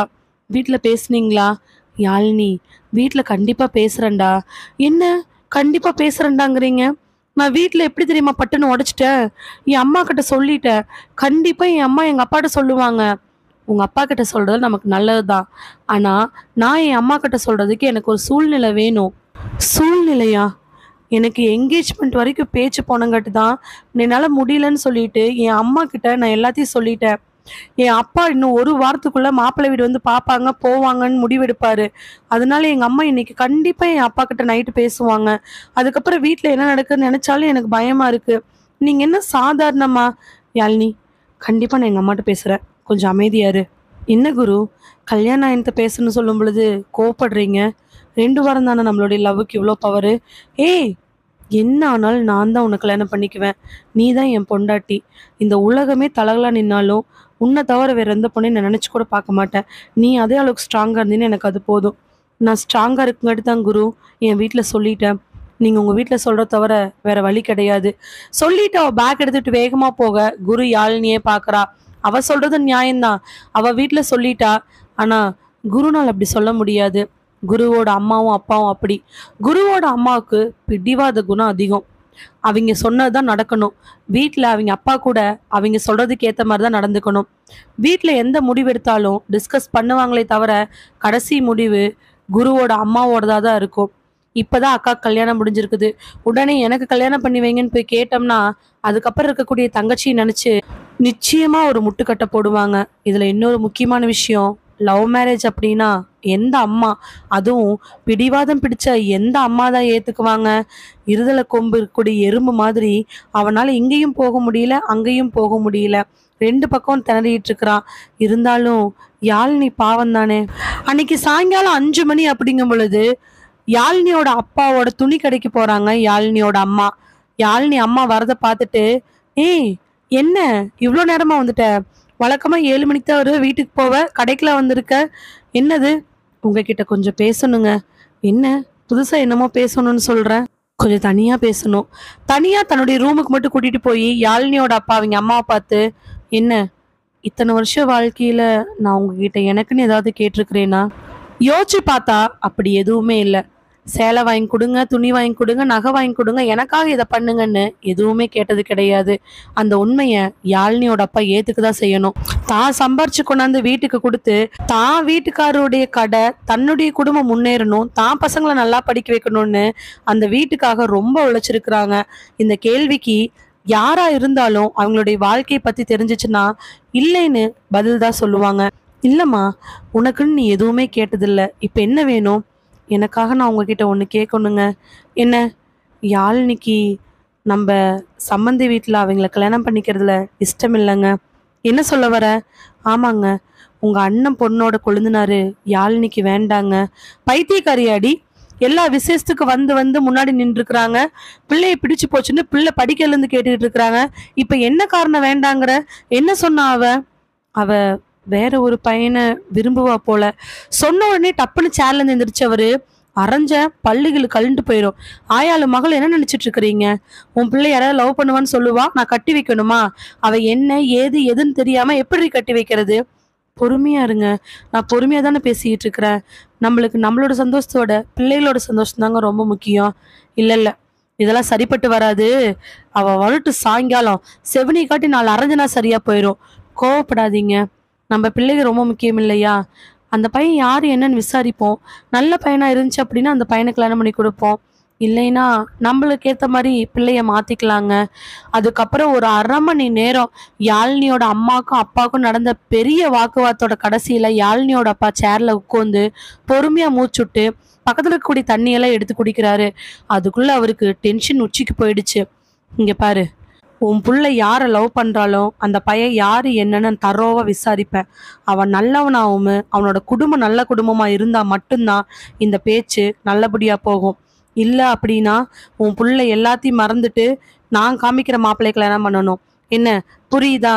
சரிங்க, பார்த்துக்கலாம். அதுக்கப்புறமா ஒரு 1/4 மணி நேரம் என்னென்னமோ சொல்லிட்டு வீட்டுக்கு கிளம்பி போயிடுறாங்க யாழினியோட அம்மா. நைட்டு அன்னைக்குன்னு பார்த்து ஆஃபீஸில் ஏதோ ஒரு மீட்டிங் வைக்க 8 மணி ஆயிடுது யாழினி வீட்டுக்கு வர்றதுக்கு. யாழினி வெளியில வந்து வண்டி நிறுத்திட்டு உள்ள போகும் பொழுது ஹாலில் உட்காந்துட்டு கூடிய அப்பா டிவி பார்த்துட்டு இருக்கிறாரு. யாழினியோட சத்தம் கேட்ட உடனே கிச்சன்ல இருந்து வெளியில வர அம்மாவுக்கு முன்னாடி தான் ரூம்ல இருந்து முந்திட்டு வந்த யாழினியோட தம்பி ஓங்கி வந்து யாழினிய அரைறான். அரைஞ்ச அறையில யாழினியோட அம்மா தடுத்து நிறுத்துறாங்க. ஏன்டா இப்படி அரையிற? ஏன்டா அரையிறனா? திமிரா அவளுக்கு? இந்த வயசு என்ன வயசு? லவ் பண்றாளாம். லவ் யாரு கேட்டு லவ் பண்ற நீ? அம்மா எல்லாத்தையும் வீட்டுல சொல்லிட்டாங்கன்னு ஒரு பக்கம் சந்தோஷம் இருந்தாலும் தம்பி பேசுறதும் அடிக்கிறதும் கவலையா தான் இருக்குது. அப்பா எதுவுமே கண்டுக்காம டிவி பார்த்துட்டு இருக்கிறது இன்னும் வேதனையா இருக்குது. நகுருமா நகுரு, கீழே போட்டு மிதிச்சு குறவழி வச்சு நசுக்குனாதான் இவ்வளவு சரிப்பட்டு வருவா. இவ்வளவு இருந்து என்ன பிரயோஜனம்? அம்மா அப்பா நினைச்சு பார்த்தியா? பெரிய காதல் வந்துருச்சாமா. காதல் படிச்சு முடிச்சுட்டு மாசம் 30,000 ரூபாய் சம்பாரிச்சின்னா நீ பெரிய இவள் ஆயிருவியா? என்ன நினைச்சிட்டு இருக்கிற? இதெல்லாம் இங்க நடந்துட்டு இருக்காது. நல்லா கேட்டுக்கமா. காதல் கீதல் நீ எவனாவது வீட்டுக்கு வந்தான் அவ்வளவுதான், இவளை கொன்றுவேன் அவனை கொன்றுவேன். அதுக்கப்புறமா அவங்க அம்மா சமாதானப்படுத்தி அந்த பையனை தாட்டி விட்டதுக்கு அப்புறம் யான்லி கண்களை கண்ணீரோட நின்றுட்டு இருக்கிறா. அப்பா என்ன சொல்லுவாரு ஏது சொல்லுவாருன்னு தெரியாம உடனே யாழினி அம்மா, என்னங்க பிள்ளை நின்றுட்டு இருக்குது, எதுவும் பேச மாட்டேங்கிறீங்க? இங்க பாரு, உன் மூஞ்சிக்காக மட்டும்தான் அவளை விட்டு வச்சிருக்கிற. இல்லைன்னு வச்சுக்கோ, என் பையன் சொன்ன மாதிரி குறவழி மிதிச்சு ஒரே மிதில் கொண்டிருப்பேன். ஏங்க பிள்ளைகளோட வாழ்க்கை, சும்மா இரு. சாயந்தரத்துல இருந்து இதையே சொல்லிட்டு இருக்கிற. நல்லா கேட்டுக்கோ, எனக்காக நீங்க ஏதாவது பண்ணணும்னு நினைச்சீங்கன்னா என் பிள்ளைக்கு இந்த மாப்பிள்ளையை கட்டி வைங்கன்னு நீ சொன்ன ஒரு காரணத்துக்காக தான் நான் வாயை மூடிட்டு அமைதியா இருக்கிறேன். உன் பிள்ளைட்டு நல்லா சொல்லிடு, அந்த பையனோட வீட்டுல இருந்து இங்க வந்து பேசணும். நாமெல்லாம் போய் பேச முடியாது. அதே மாதிரி அந்த பையன் முதல்ல யாரு என்ன எவருன்னு ஃபுல்லா விசாரிப்பேன். அந்த பையன் நல்ல பையனா இருந்தா மட்டும்தான் நான் கல்யாணம் பண்ணி கொடுப்பேன். இல்லைன்னா நான் சொல்ற மாப்பிள்ளை உன் பிள்ளை கல்யாணம் பண்ணிக்கணும். அதுவும் நான்லாம் அந்த பையன் வீட்டுக்கு வந்து பேச மாட்டேன். அவங்க வீட்டுல இருந்து இங்க வரணும். அதுவும் இன்னும் ஒரு வாரத்துல இங்க வரணும். இல்லைன்னா அடுத்த வாரம் நான் பாக்குற மாப்பிள்ளைக்கும் உன் பொண்ணு கல்யாணம் சொல்லிடு. அதுக்கப்புறம் அவங்க அப்பா ரூமை நோக்கி போக யாழினி கண்களை கண்ணீரோ நின்றுட்டு இருக்க. யாழினி அம்மா, போ கைகள் முஞ்சி கழுவிட்டு சாப்பிட்டு வந்து படு. எனக்கு எதுவும் வேண்டாமா. இங்க பாரு, அது இதுக்கால சாப்பிடாம இருக்கக்கூடாது. கைகால் மூஞ்சிகள்ட்ட வந்து சாப்பிடுனா சாப்பிடு, எல்லாம் உங்க இஷ்டத்துக்கு தான் நடக்கும்னா என்ன பண்ண முடியும்?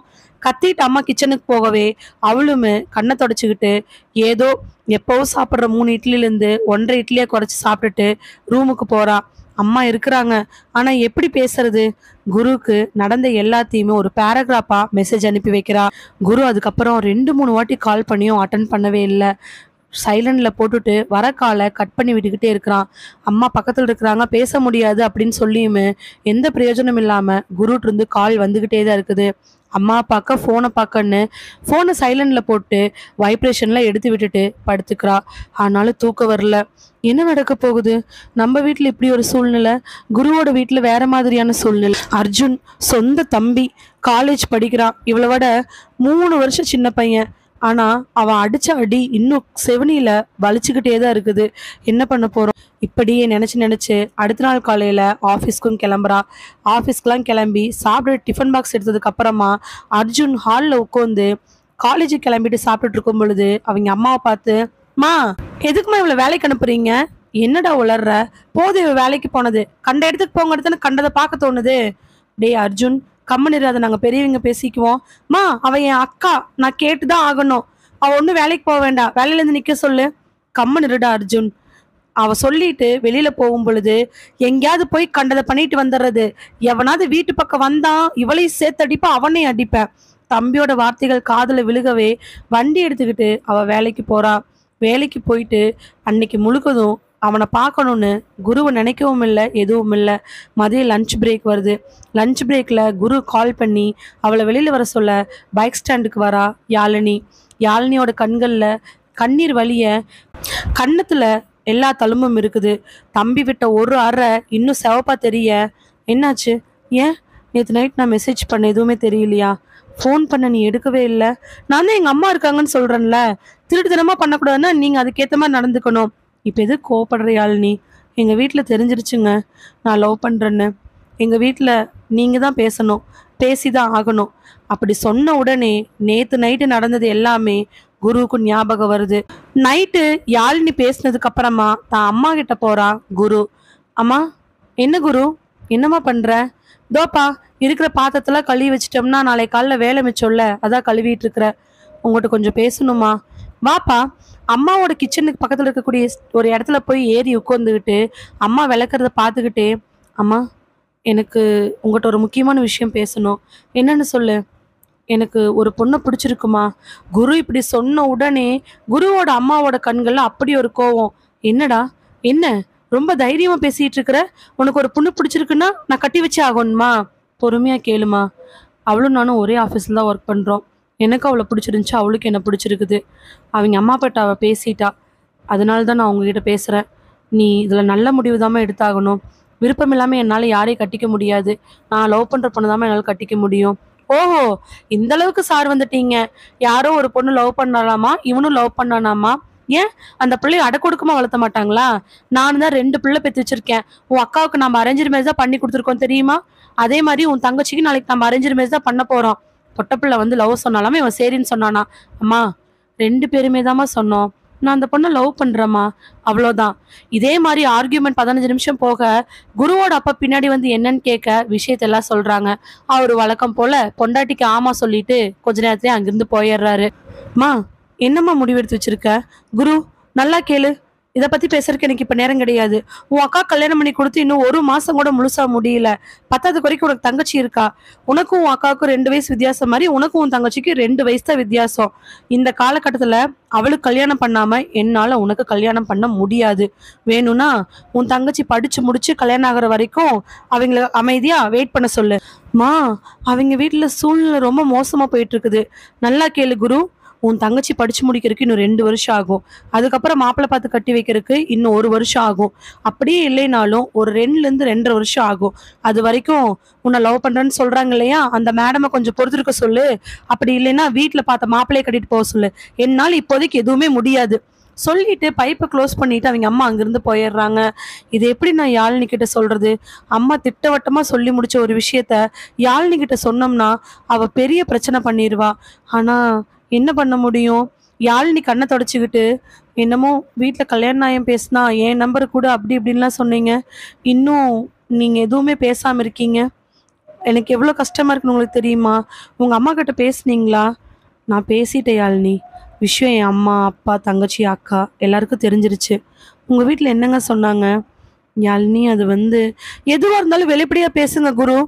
என் தங்கச்சிக்கு இன்னும் கல்யாணம் பண்ணிட்டு தான் பண்ணணும்னு முடிவில் இருக்காங்க. கேட்ட உடனே அவளுக்கு ரொம்ப கலக்கமாயிடுது. என்ன குரு, எனக்கு இன்னும் 1 வாரம் டைம் கொடுத்துருக்காரு என் அப்பா. உங்கள் தங்கச்சி இப்போ தான் படிச்சுக்கிட்டு இருக்கிறாங்க. எப்படியும் ஒரு 2 வருஷம் ஆகும். அவ்வளோ நாள் வீட்டில் வெயிட் பண்ணுறது ரொம்ப சிரமம் குரு. யோசிச்சு பார்த்தவன் டக்குன்னு யாழினியோட மொபைலை எடுத்து அதில் அவங்க அப்பாவோட நம்பரை பார்த்துட்டு தான் மொபைலை டயல் பண்ணி அவங்க அப்பாவுக்கு கால் பண்ணுறான். ரிங்கு போய் கொஞ்ச நேரத்துக்கு அப்புறம் ஃபோன் எடுக்கிறாங்க. லவுட் ஸ்பீக்கர் போட்டவன், ஹலோ ஹலோ, யார் வேணுங்க? துணி கடையிலேருந்து பேசுகிறோம். இல்லைங்க, நான் கொஞ்சம் பர்சனலாக பேச கூப்பிட்டேன். பர்சனலாவா? யாரு நீ? நான் யாழினி ஆஃபீஸில் வேலை செய்கிற குரு. உங்கள் பொண்ணு நேற்று எல்லா விஷயத்தையும் சொன்னாப்பா. என்ன வேணும்? நான் உங்கள் பொண்ணை கண்டிப்பாக கல்யாணம் பண்ணிக்குவேன். எனக்கு உங்கள் பொண்ணை தான் கல்யாணம் பண்ணிக்கணுங்கிற எண்ணம். அவளை தவிர வேறு யாரையும் நான் கட்டிக்க மாட்டேன். அவளுக்கும் நான் தான் ஹஸ்பண்டு. இங்கே பாருப்பா, இந்த டைலாக்லாம் எங்கிட்ட நீ பேசிகிட்டு இருக்கணுங்கிற அவசியம் கிடையாது. என் பொண்ணுக்கு நான் மாப்பிள்ளை பார்த்துருக்கேன். கம்முன்னு விட்டீங்கன்னா இன்னொரு 3 மாதம் நான் என் பொண்ணு கல்யாணம் பண்ணிடுவேன். அடுத்த வாரம் நிச்சயதார்த்தம் வச்சிருவேன். இல்லை நீங்கள் தான் கல்யாணம் பண்ணிக்கணும் அப்படின்னா இன்னும் 1 வாரத்தில் உங்கள் வீட்டிலேருந்து வந்து பேச சொல்லுங்க. அதை தவிர என்னால் எதுவுமே பண்ண முடியாது. சார் கொஞ்சம் கேளுங்க, எங்கள் வீட்டில் கொஞ்சம் பிரச்சனை. அதுக்கு நான் என்னப்பா பண்ண முடியும்? உன் வீட்டில் பிரச்சனைங்கிறதுக்காக அந்த பிரச்சனையை தூக்கி என் தலையில் போட்டுக்க முடியுமா? என் பொண்ணுக்கு வயசாயிட்டே போகுது. நான் கல்யாணம் பண்ணணும். சார், எங்கள் அக்காவுக்கு இப்போ தான் கல்யாணம் ஆச்சு. எனக்கு அப்புறம் ஒரு தங்கச்சி இருக்கிறா. ஒரு 2 இயர்ஸ் பொறுத்துக்குங்க. 2 இயர்ஸா? 23 வயசுல பிள்ளைய வீட்டுல வச்சுட்டு 2 வருஷம் என்னால காத்துட்டு இருக்கணுங்கிற அவசியம் கிடையவே கிடையாது. நான் இந்த வருஷத்துக்குள்ள என் பிள்ளைக்கு கல்யாணம் முடிச்சே ஆகணும். அப்படி நீ தான் என் பொண்ணை கல்யாணம் பண்ணிக்குவேன்னு நினைச்சீன்னா இன்னும் 1 வாரத்துல உங்க அம்மா அப்பாவை கூட்டிட்டு வந்து இங்க நீ பொண்ணு கேளு. உன் வீட்டுல சம்மதம் எல்லாமே ஒத்து வந்துச்சுன்னா கல்யாணம் பண்ணி வைக்கலாம். என்னால 2 வருஷம்லாம் வெயிட் பண்ண முடியாது. உன் பக்கத்துல நிக்கிற என் பொண்ணுகிட்டயும் சொல்லிரு. என்ன, கண்டிப்பா உன் கூட தான் இருப்பா. ஆபீஸ்ல தான் இருக்கிறீங்க. இன்னும் 1 வாரம், 1 வாரத்துக்குள்ள உன் வீட்டிலேருந்து பெரியவங்க யாராவது ஃபோன் பண்ணி எனக்கு பேசல, இல்லை வீட்டுக்கு வந்து நேரில் பொண்ணு கேட்கல அப்படின்னா அடுத்த வாரம் நான் பார்த்த மாப்பிள்ளை வீட்டுக்கு வர சொல்லி என் பொண்ணுக்கு நிச்சயம் பண்ணி கல்யாணம் பண்ணிடுவேன்.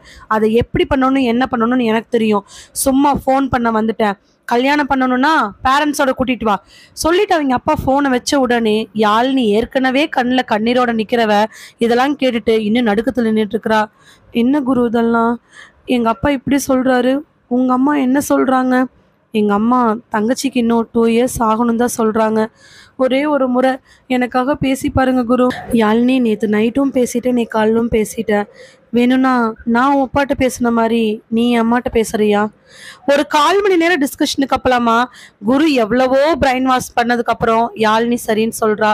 ஆனா உங்க ஃபோன்லேருந்தே போட்டு கொடுங்க. சரி, கொடுக்குறேன்.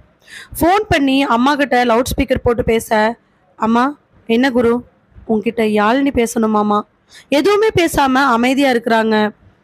அம்மா யாழினி பேசணுமாமா. இந்த வார்த்தையை தவிர வேற எதுவுமே அந்த லைன்ல இருந்து வரல. Hello aunty. ஆ ஆன்ட்டி, நானும் குருவும் விஷயத்தை சொன்னா போதும், மீதெல்லாம் குரு சொல்லிட்டான். ஆன்ட்டி, வீட்டில் மாப்பிள்ளை பார்த்துட்டு இருக்காங்க. இப்போ அப்பா யாராவது, அவ பேசி முடிக்கிறதுக்கு முன்னாடியே குருவோட அம்மா திட்டவட்டமா, இங்க பாருங்கம்மா, எங்க வீட்டில் எனக்கு 3 குழந்தைங்க இருக்காங்க. 3 பேத்துல ஒரு குழந்தைக்கு தான் கல்யாணம் பண்ணியிருக்கேன். இன்னும் எனக்கு 2 பசங்க இருக்காங்க. தோ என் பையன் குருவுக்குமே என் பொண்ணுக்குமே 2 வயசு வித்தியாசம். என்னால் என் பொண்ணுக்கு கல்யாணம் பண்ணாமல் என் பையனுக்கு பண்ண முடியாது. நாங்களாம் அந்த காலத்து ஆளுங்க தான். எங்களால் என் பையனுக்கு பண்ணிட்டு பொண்ணுக்கு பண்ணணும்னு மனசில் ஏற்றுக்க முடியல. ஒரு 3-4 வயசு வித்தியாசமாக இருந்தால் கூட பரவாயில்ல. குருவுக்குமே என் பொண்ணு சிந்துவுக்குமே 2 வயசு தான் வித்தியாசம். அவள் படித்து முடிக்கிறதுக்கு இன்னும் 2 வருஷம் ஆகும். மாப்பிள்ளை பார்க்கறதுக்கு 1 வருஷம் ஆகும். இன்னும் 3 வருஷம் கழிச்சு தான் என் பொண்ணு கல்யாணம் பண்ணுவேன். என் பொண்ணு கல்யாணம் பண்ணதுக்கு அப்புறம் தான் என் பையனோட கல்யாணத்தை பத்தி நான் யோசிக்கவே தோணுவேன். அது வரைக்கும் நீங்க இருக்கிறனா இருங்க, இல்லைன்னா உங்க வீட்டுல பார்த்த மாப்பிள்ளைய கல்யாணம் பண்ணிட்டு போங்க. குரு, உனக்கு இன்னும் 3 வருஷம் கழிச்சு தான் கல்யாணத்தை பத்தி யோசிக்க முடியும். நான் போனை வைக்கிறேன் சொல்லிட்டு அம்மா போனை வச்ச உடனே யாழினியோட கண்கள்ல இருந்து தார் தாரையா தண்ணி. இதுக்கு எப்படி குரு சமாதானப்படுத்துறது? அம்மா ஒரு பக்கம் இப்படி, யாழினியோட வீட்டு பக்கம் இப்படி. யாழினிக்கு மட்டும் என்ன பண்ண முடியும்? அப்பா திட்டவட்டமா சொல்லிட்டாரு, குருவோட அம்மா இப்படி சொல்லிட்டாங்க. இன்னும் 1 வாரத்துல கல்யாண பேச்சு பேசணும்னு சொல்ற யாழினியோட அப்பாவுக்கு சாதகமா என்ன பண்ணுவாங்க? 3 வருஷம் கழிச்சுதான் குருவோட கல்யாணத்தை யோசிப்பேன் அப்படின்னு சொல்ற குருவோட அம்மாவை நினைச்சு என்ன பண்ணுவாங்க? 2 பேரும் என்ன பண்றதுன்னு தெரியாம ஒருத்தர் பார்த்துக்கிட்டு அப்படியே நின்றுட்டு இருக்கிறாங்க. இந்த 1 மாச காலத்துக்குள்ளேயே இப்படி ஒரு சண்டை. நிஜமாலுமே இந்த காதல் கை கொடுமாங்கிற சந்தேகம் குருவுக்கு வந்துச்சோ இல்லையோ, யாழினிக்கு நல்லாவே வந்துச்சு. சுத்தி என்ன நடந்தாலும் 2 பேர்த்தோட சிந்தனையுமே ஒரே இடத்துல கூஞ்சுக்கிட்டு அதையே யோசிச்சுக்கிட்டு இருக்கிறாங்க. இப்போ என்னதான் பண்ண போறாங்க? யாழினியோட அப்பாக்கு ஏத்த மாதிரி 1 வாரம் கழிச்சு குரு வீட்டிலேருந்து வந்து பேசுவாங்களா? இல்ல குருவோட அம்மாவுக்கு ஏத்த மாதிரி சூழ்நிலைகள் மாறுமா? அப்படி மாறுனா யாழினி வீட்டில் என்னதான் நடக்க போகுது? காதலிச்ச பாவத்துக்காக 2 பேரும் மனசுக்குள்ள பெரிய பாரத்தோட நின்றுட்டு இருக்கிறாங்க. குரு யாழினியோட கல்யாணம் திருமணத்துல தான் போய் முடியுமா அப்படிங்கிற சந்தேகம் 2 பேர்த்துக்குமே வர ஆரம்பிச்சிருச்சு. கடைசியா யாழினி கண்ணை தொடச்சிக்கிட்டு குருவை பார்த்து, குரு, நான் உங்ககிட்ட இந்த நேரத்தில் இப்படி பேச தப்பு தான். ஆனால் இருந்தாலும் நான் உங்ககிட்ட ஒன்று சொல்லி ஆகணும். என்ன யாழினி, என்ன நடந்தாலும் சரி, எவ்வளோ பிரச்சனை வந்தாலும் சரியும், நீங்களும் நானும் தப்பான முடிவு மட்டும் எடுத்துடக்கூடாது. தப்பான முடிவுனா இந்த ஓடி போய் கல்யாணம் பண்ணிக்கலாம், அப்படி பண்ணிக்கலாம், இப்படி பண்ணிக்கலாம், அந்த மாதிரி மட்டும் முடிவு எடுத்துடக்கூடாது. என்ன நடந்தாலும் சரி, நானும் நீங்களும் உங்கள் அம்மா அப்பா சம்மதத்தோட, என் அம்மா அப்பாவோட சம்மதத்தோடு தான் கல்யாணம் பண்ணிக்கணும். மற்றவங்க கல்யாணம் மாதிரி நம்மளோட கல்யாணமும் நல்லபடியாக நடக்கணும் சொல்லிட்டு கண்ணை தொடச்சிக்கிட்டே ஆஃபீஸை நோக்கி போகிறா. ஆல்ரெடி அம்மா போட்ட கண்டிஷன், யாழினியோட அப்பா போட்ட கண்டிஷன், இதுக்கு இடையில யாழினி போட்ட கண்டிஷன் அப்படியே மண்டை பிக்கிறமா இருக்குது குருவுக்கு. இப்போ முதல்ல இவங்க 2 பேர்த்தோட காதல் கல்யாணம் வரைக்கும் போகுமா? இந்த கதையில வரக்கூடிய பெயர், கதாபாத்திரம், நேரம், நிகழ்வு எல்லாமே முழுக்க கற்பனையானவையே. இது யாரையும் குறிப்பிட்டு எழுதப்படல. நறுமுகையின் நயவன் சீசன் 3. தன்னோட ஆஃபீஸ்ல இருந்து ஃபைல் எடுத்துக்கிட்டு வேகமா வெளியில வரா யாழினி வேகமா வெளியில வர்றதுக்கு பின்னாடியே குருவும் ஒடியாந்து வந்து, யாழினி நில்லு, கூப்பிட்டே இருக்க நில்லு. யாழினி எதுவுமே கண்டுக்காம ஆஃபீஸ்ல இருந்து ஸ்ட்ரெயிட்டா வெளியில போற ரோட்ல அந்த பக்கமா போய் நிக்கிறா. யாழினி, கூப்பிட்டே இருக்க, ஏன் நிக்க மாட்டேங்கிற? ஆஃபீஸ்ல இருந்து கொஞ்ச தூரம் தள்ளி இருக்கக்கூடிய ஒரு இடத்துல நின்று 2 பேர் பேசுறாங்க. என்ன பேசணுமா? 15 நாள் ஆச்சு, ஃபோன் பண்ணா எடுக்க மாட்டேங்கிற, மெசேஜ்க்கு எப்பாதான் ரிப்ளை பண்ற, ஆஃபீஸ்க்கு நீ எட்டி பார்க்கவே இல்லை. நீ என்னதான் நினைச்சிட்டு இருக்க உன் மனசுல? ஏன் உங்களுக்கு எதுவுமே தெரியாதா? யாழினி, எனக்கு எல்லாமே தெரியும். ஆனா நீ ஏன் ரெஸ்பான்ஸ் பண்ண மாட்டேங்கிற? உங்க அப்பாவுக்கு 2 3 வாட்டி ஃபோன் பண்ணதுக்கு அவர் நான் தான் தெரிஞ்சதுக்கு அப்புறமா ஃபோனை எடுக்கவே மாட்டேங்கிறாரு. ஏன் இப்படி பண்ணிட்டு இருக்கிற நீ? ரொம்ப சாதாரணமா கேட்குறீங்க குரு. எனக்கு ரொம்ப சந்தோஷமா இருக்குது. அது எப்படி? நடக்கிற பிரச்சனைக்கெல்லாம் நீங்க தான் காரணமாவும் இருக்கீங்க. ஆனா திருப்பி என்னை பார்த்து ஏன்னு கேட்குறீங்க? நடக்கிற பிரச்சனைக்கு நானும் தான் காரணம், ஒத்துக்கிறேன். அதுக்காக நீ ஏன் ஃபோன் எடுக்க மாட்டேங்கிற? நான் வேண்டான்னு முடிவு பண்ணிட்டியா? நான் வேண்டான்னு முடிவு பண்ணல. நீங்க தான் வேண்டான்னு முடிவு பண்ணி நம்ம விஷயம் வீட்டுக்கு தெரிஞ்சு இதோட 5 மாசம் ஆச்சு. இப்போ வரைக்கும் உங்க வீட்டிலேருந்து யாரும் என் அப்பாட்ட வந்து பேசல. நான் தான் பேசினேன்ல யாழினி. நீங்க பேசுனா எங்க வீட்டில் கல்யாணம் பண்ணி கொடுத்துருவாங்களா? இங்க பாரு, நான் எங்க அம்மா கிட்ட பேசிக்கிட்டு தான் இருக்கேன். தங்கச்சிக்கு இன்னொரு 1.5 வருஷம் தான் படிப்பு இருக்கு. அது முடிச்சதுக்கு அப்புறம் குரு, விளையாடுறீங்களா குரு? உங்களுக்கு என்ன நடந்துச்சு நல்லாவே தெரியுமில்ல.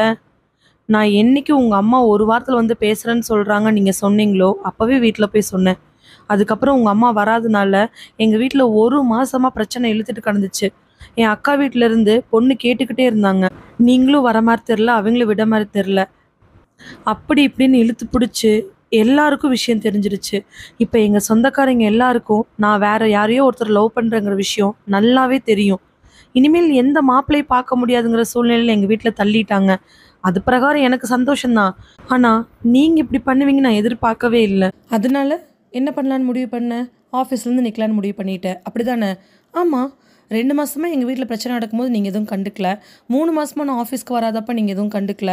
உங்கள் வீட்டில் பேசி கல்யாணத்துக்கு ஏற்படணும்னு நினைக்கல. இன்றைக்கி நான் ஆஃபீஸ் விட்டு நின்ன உடனே உங்களுக்கு பெருசாக தெரியுதா? யாழினி, இங்கே பாருங்கள் குரு, நம்ம விஷயம் என் சொந்தக்காரங்க எல்லாருக்குமே தெரியும். எங்கள் வீட்டில் வேறு பக்கம் மாப்பிள்ளை பார்க்கலான்னு யோசிச்சா கூட நான் லவ் பண்ணுற விஷயம் எல்லாருக்கும் தெரிஞ்சதுனால எப்படி மாப்பிள்ளை பார்க்குறேன்னு தயங்குறாங்க. நீங்கள் தான் இன்னும் வீட்டில் வந்து பேசாமல் இருக்கீங்க. என்னால் இதுக்கு மேலே ஆஃபீஸ்க்கு வர முடியாது. அதனால நான் எடுத்துக்கிட்ட ஒரு போர்வை தான் ஹையர் ஸ்டடி. நான் எம்இ படிக்க போகலான்னு இருக்கேன். எங்கள் வீட்டில் பேசி சமாதானப்படுத்தி நான் ஏதோ எம்இ படிக்க போகிறேன். என்னால் படிப்பை 2 வருஷம் கன்டினியூ பண்ணுறதுனால கல்யாணத்தை பற்றி யோசிக்காமல் இருக்க முடியுங்கிற ஒரு மனநம்பிக்கையில் தான் நான் போனேன். யாழினி, நீ என்ன சொல்ல வர? அப்போ இன்னும் 2 வருஷம் நான் உன்னை வந்து பொண்ணு கேட்க மாட்டேன்னு நினைக்கிறியா? கண்டிப்பாக கேட்க மாட்டீங்க. 2 வருஷம் மட்டும் கிடையாது, இனிமேல் எப்போவுமே நீங்கள் கேட்க மாட்டீங்க. உங்களுக்கும் எனக்கும் கல்யாணங்கிறது இந்த ஜென்மத்தில் கிடையவே கிடையாது. எனக்கு கல்யாணங்கிறது இனிமேல் எப்போவுமே கிடையாது.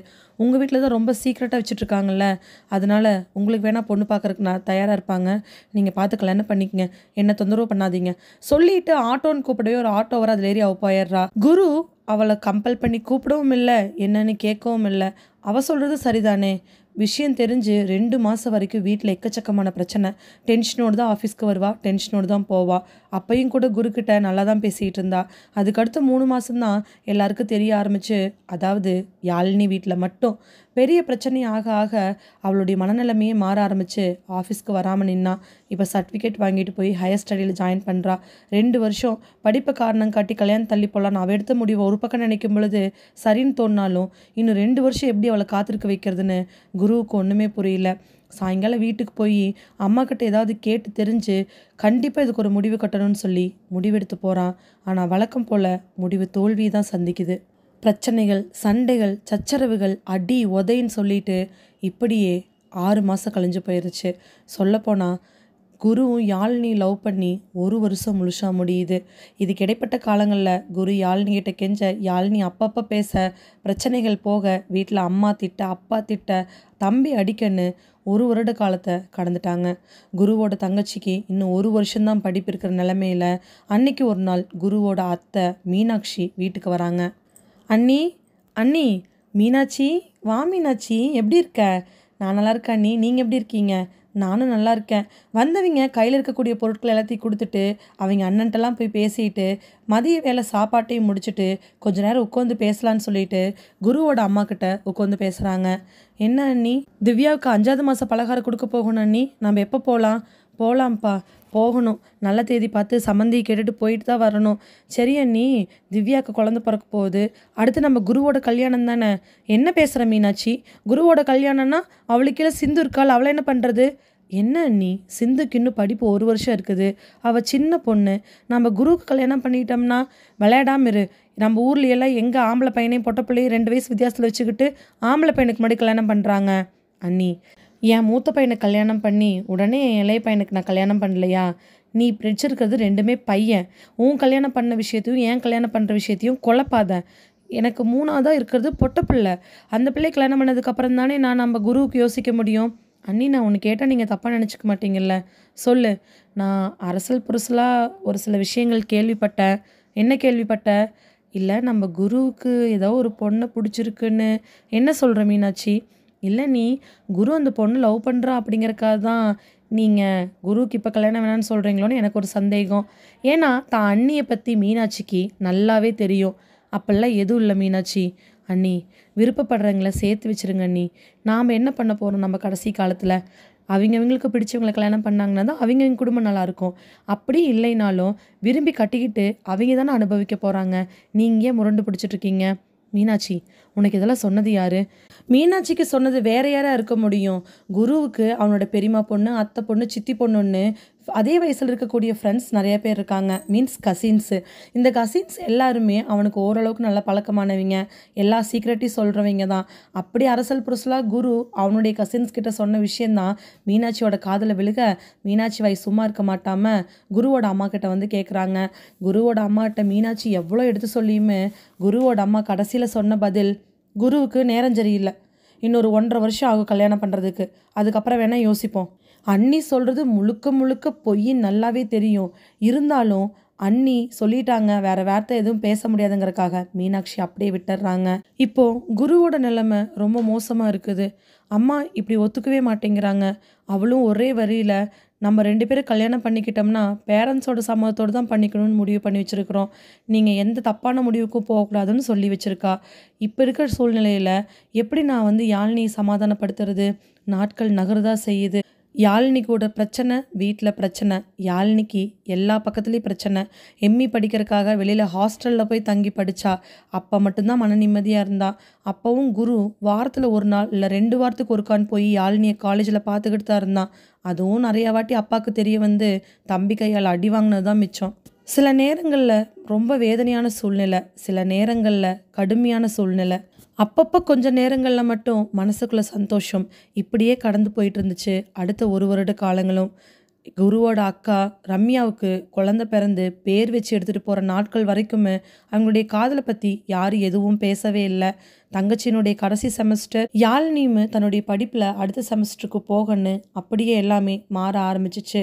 இப்போ வரைக்கும் யாழினியோட வீட்டில் யாழினியோட சொந்தக்காரங்களுக்கு எல்லாமே தெரியும். ஆனால் குரு வீட்டில் நெருக்கமானவங்களுக்கு மட்டும்தான் தெரியும்.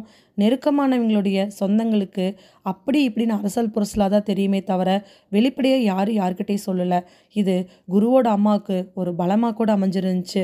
குருவோட அப்பா கிட்ட கூட மீனாட்சி எவ்வளோ வாட்டி பேசி பார்த்துமே, நான் என்ன பண்ண முடியும், உங்கள் அண்ணி எடுக்கிற முடிவு தான். எந்த காலத்தில் நான் இதில் தலையிட்டிருக்கிறேன்? உங்கள் அண்ணியோட முடிவில் தானே நான் எல்லாமே சரின்னு இருக்கிறேன். அண்ணன் சொல்கிறதும் சரிதான். அண்ணனுக்கு நல்ல வழி தான் சொல்லி கொடுத்துருக்காங்க. இருந்தாலும் அண்ணியை எதிர்த்து பேசுகிற மாதிரி எப்போவுமே பார்த்தது கிடையாது. ஒரு நாள் யாழினி தன்னோட காலேஜை முடிச்சுட்டு ரூமுக்கு போயிட்டு இருக்கும் பொழுது தன்னோட அப்பாட்டிருந்து ஃபோன் வருது. ஃபோனில் அப்பான்னு வரவே எடுத்து பார்க்க, சொல்லுங்கப்பா யாழினி, இந்த வாரம் சனி ஞாயிறு நீ வீட்டுக்கு வா. ஏன்பா? சனி ஞாயிறு வீட்டுக்கு வானா வீட்டுக்கு வா சொல்லிட்டு அப்பா ஃபோனை வச்சிடுறாங்க. யாழினியோட மனசுக்குள்ளே பயங்கரமான பதட்டமாக இருக்குது. கண்டிப்பாக அப்பா வேறு ஏதோ முடிவெடுத்துட்டு தான் நம்மளை கூப்பிட்றான்னு நினச்சிக்கிட்டு அம்மாவுக்கு ஃபோன் பண்ணுறா. அம்மா, என்னப்பா? அப்பா கால் பண்ணாங்க. அப்பா கடையில் இருப்பாங்களேப்பா. ஆமாம்மா, இந்த வாரம் சனி ஞாயிறு வீட்டுக்கு கண்டிப்பாக வான்னு சொன்னாங்க. என்னம்மா விஷயம்? அம்மா எதுவுமே பேசாமல் ஃபோனில் ஒரு நிமிஷம் நிற்கிறாங்க. அம்மா, என்னம்மா விஷயம்? அது எதுவாக இருந்தாலும் சொல்லுமா. அப்பா உனக்கு வேற ஒரு மாப்பிள்ளை பார்த்துருக்காங்கம்மா. மாப்பிள்ளை நமக்கு தெரிஞ்சவர் தான், தூரத்து வழி சொந்தம். கவர்மெண்ட் ஸ்கூலில் ஒர்க் பண்ணிகிட்ருக்கிறாரு. அவங்க வீட்டில் ரெடியாக இருக்கிறாங்க. வந்தால் சனி ஞாயிறில் ஒரு நாள் உன்னை பாட்டு போகிறேன்னு சொல்லியிருக்கிறாங்க. அதனால தான் வர சொல்கிறாங்க. சொல்ல உடனே அம்மாவோட ஃபோனை கட் பண்ணிவிட்டு ரூமுக்கு போய் உட்காந்து பயங்கரமாக அழுகிறா. குருவை மறக்கவும் முடியாது, வேறு யாரையும் கல்யாணம் பண்ணிக்க முடியாது, வீட்டோட இந்த சூழ்நிலையும் சமாளிக்க முடியாது. கிட்டத்தட்ட 1.5 வருஷத்துக்கு மேலே சமாளித்ததே பெரும்பாடு. இன்னும் ஒரே ஒரு செமஸ்ட்ரு, அதுக்கப்புறம் ஃபைனல் செமஸ்ட்ரு. 1 வருஷத்துக்கு கடந்ததுக்கப்புறமா இந்த கொடுமைகளை அனுபவிச்சாகணும். இருந்தாலும் 1 வருட டைம் இருக்கே நினச்சிட்டு இருக்கும் பொழுதே அப்பா சொன்ன இந்த வார்த்தைகள் அவளுடைய மனசுக்குள்ளே முள்ளாக தைக்க ஆரம்பிக்குது. எப்போவும் சாயங்காலம் ஃபோன் பண்ணுற மாதிரி குரு ஃபோன் பண்ண முதல்ல 2 வாட்டி அட்டன் பண்ணாதவ 3ஆவது வாட்டி வேறு வழி இல்லாமல் அட்டன் பண்ணி பேசுகிறா. டல்லாக இருக்கிறத பார்த்துக்கிட்டே என்னன்னு துருவி கேட்க விஷயத்த சொல்லி முடிக்கிறா. என்கிறாய் யாழினி. கவலைப்படாத, நான் இருக்கிற வரைக்கும் அது நடக்கவே நடக்காது. உங்களோட இந்த வெட்டி பேச்சை நம்புறதுக்கு நான் தயாராக கிடையாது.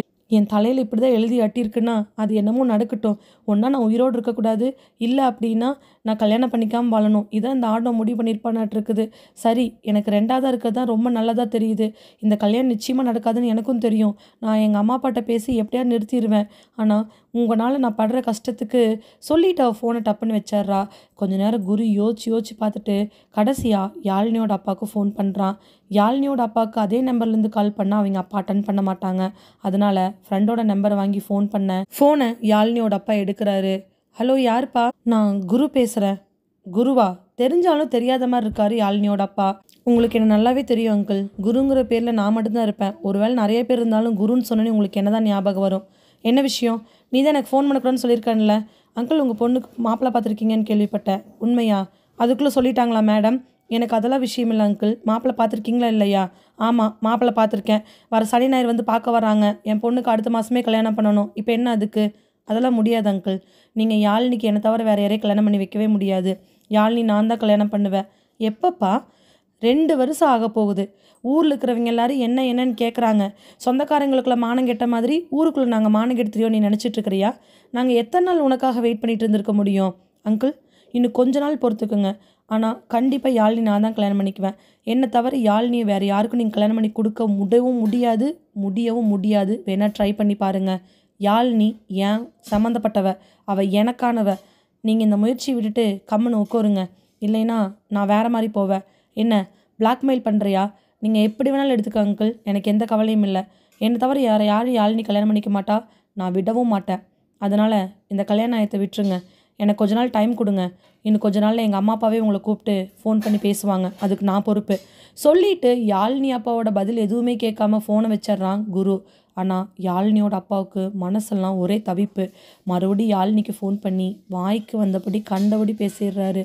இது இன்னொரு பிரச்சனையாக போச்சேன்னு அவள் மறுபடியும் அழுகதான் செய்யறா. இதே மாதிரி 1 வார காலங்கள் போகுது. அந்த வாரம் சனி ஞாயிறு யாழினி வேணும்னே வீட்டுக்கு போகவும் இல்லை, அவங்க மாப்பிள்ளை யாரும் பார்க்கவும் வரல. பிரச்சனைகள் நாளுக்கு நாள் அதிகமாயிட்டே தான் போயிட்டு இருந்துச்சு. இடையில எக்ஸாமு, ப்ராஜெக்டு, அது இதுன்னு ஏதோ காரணங்களால் மன நிம்மதி தேடுறதுக்காக அவள் பேரண்ட்ஸோட பேச்சுக்களை அவாய்ட் பண்ணிட்டு தான் இருந்தா. இதில் இன்னும் மாட்டி முழிச்சிட்டு இருக்கக்கூடிய ஆள் யார் அப்படின்னா யாழினியோட அம்மா. அப்பாவோட பேச்சை கேட்க முடியாமல், தம்பி திட்டுறதையும் கேட்க முடியாமல், பிள்ளையோட வாழ்க்கைக்கு சப்போர்ட் பண்ண முடியாமல் திணறிட்டு இருக்கிறாங்க. இப்போ வரைக்கும் குருக்கிட்ட ஒரு வார்த்தை அவங்க பேசுனதில்லை.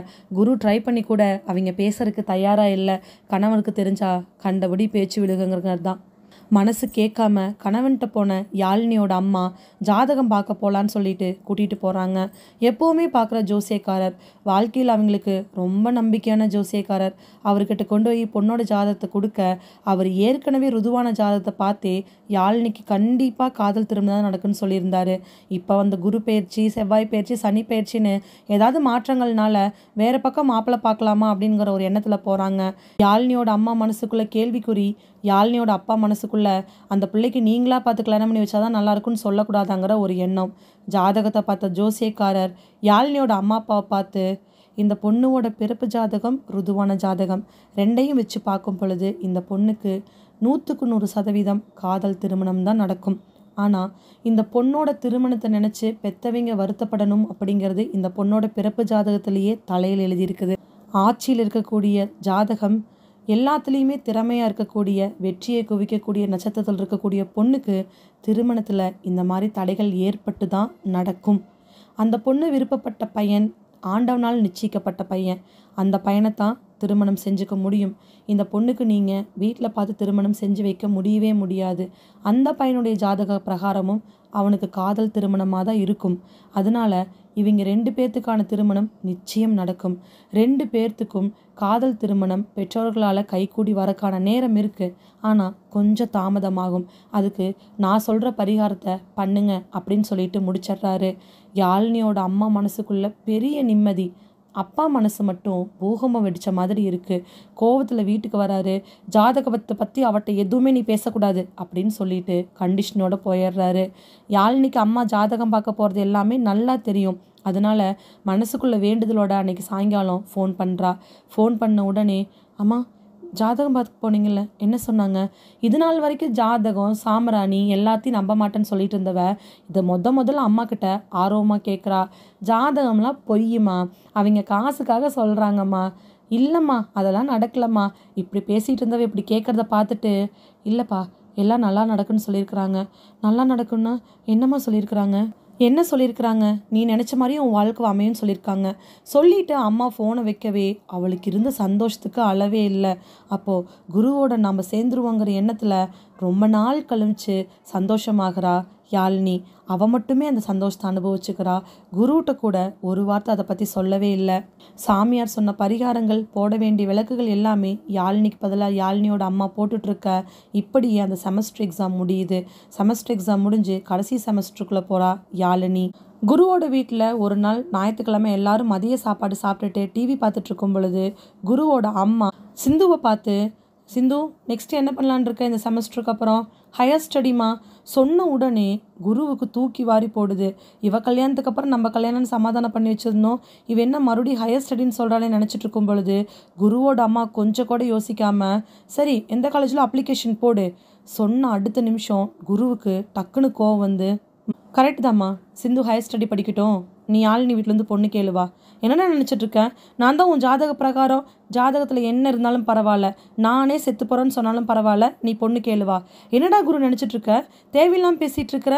பக்கத்தில் இருக்கிற அப்பா எந்திரிச்சு நிற்க, என்னப்பா இப்போ எதுவும் பேச மாட்டீங்களா? யாழினி எனக்காக கிட்டத்தட்ட 2 வருஷத்துக்கு மேலே காத்திருந்துட்டுறா.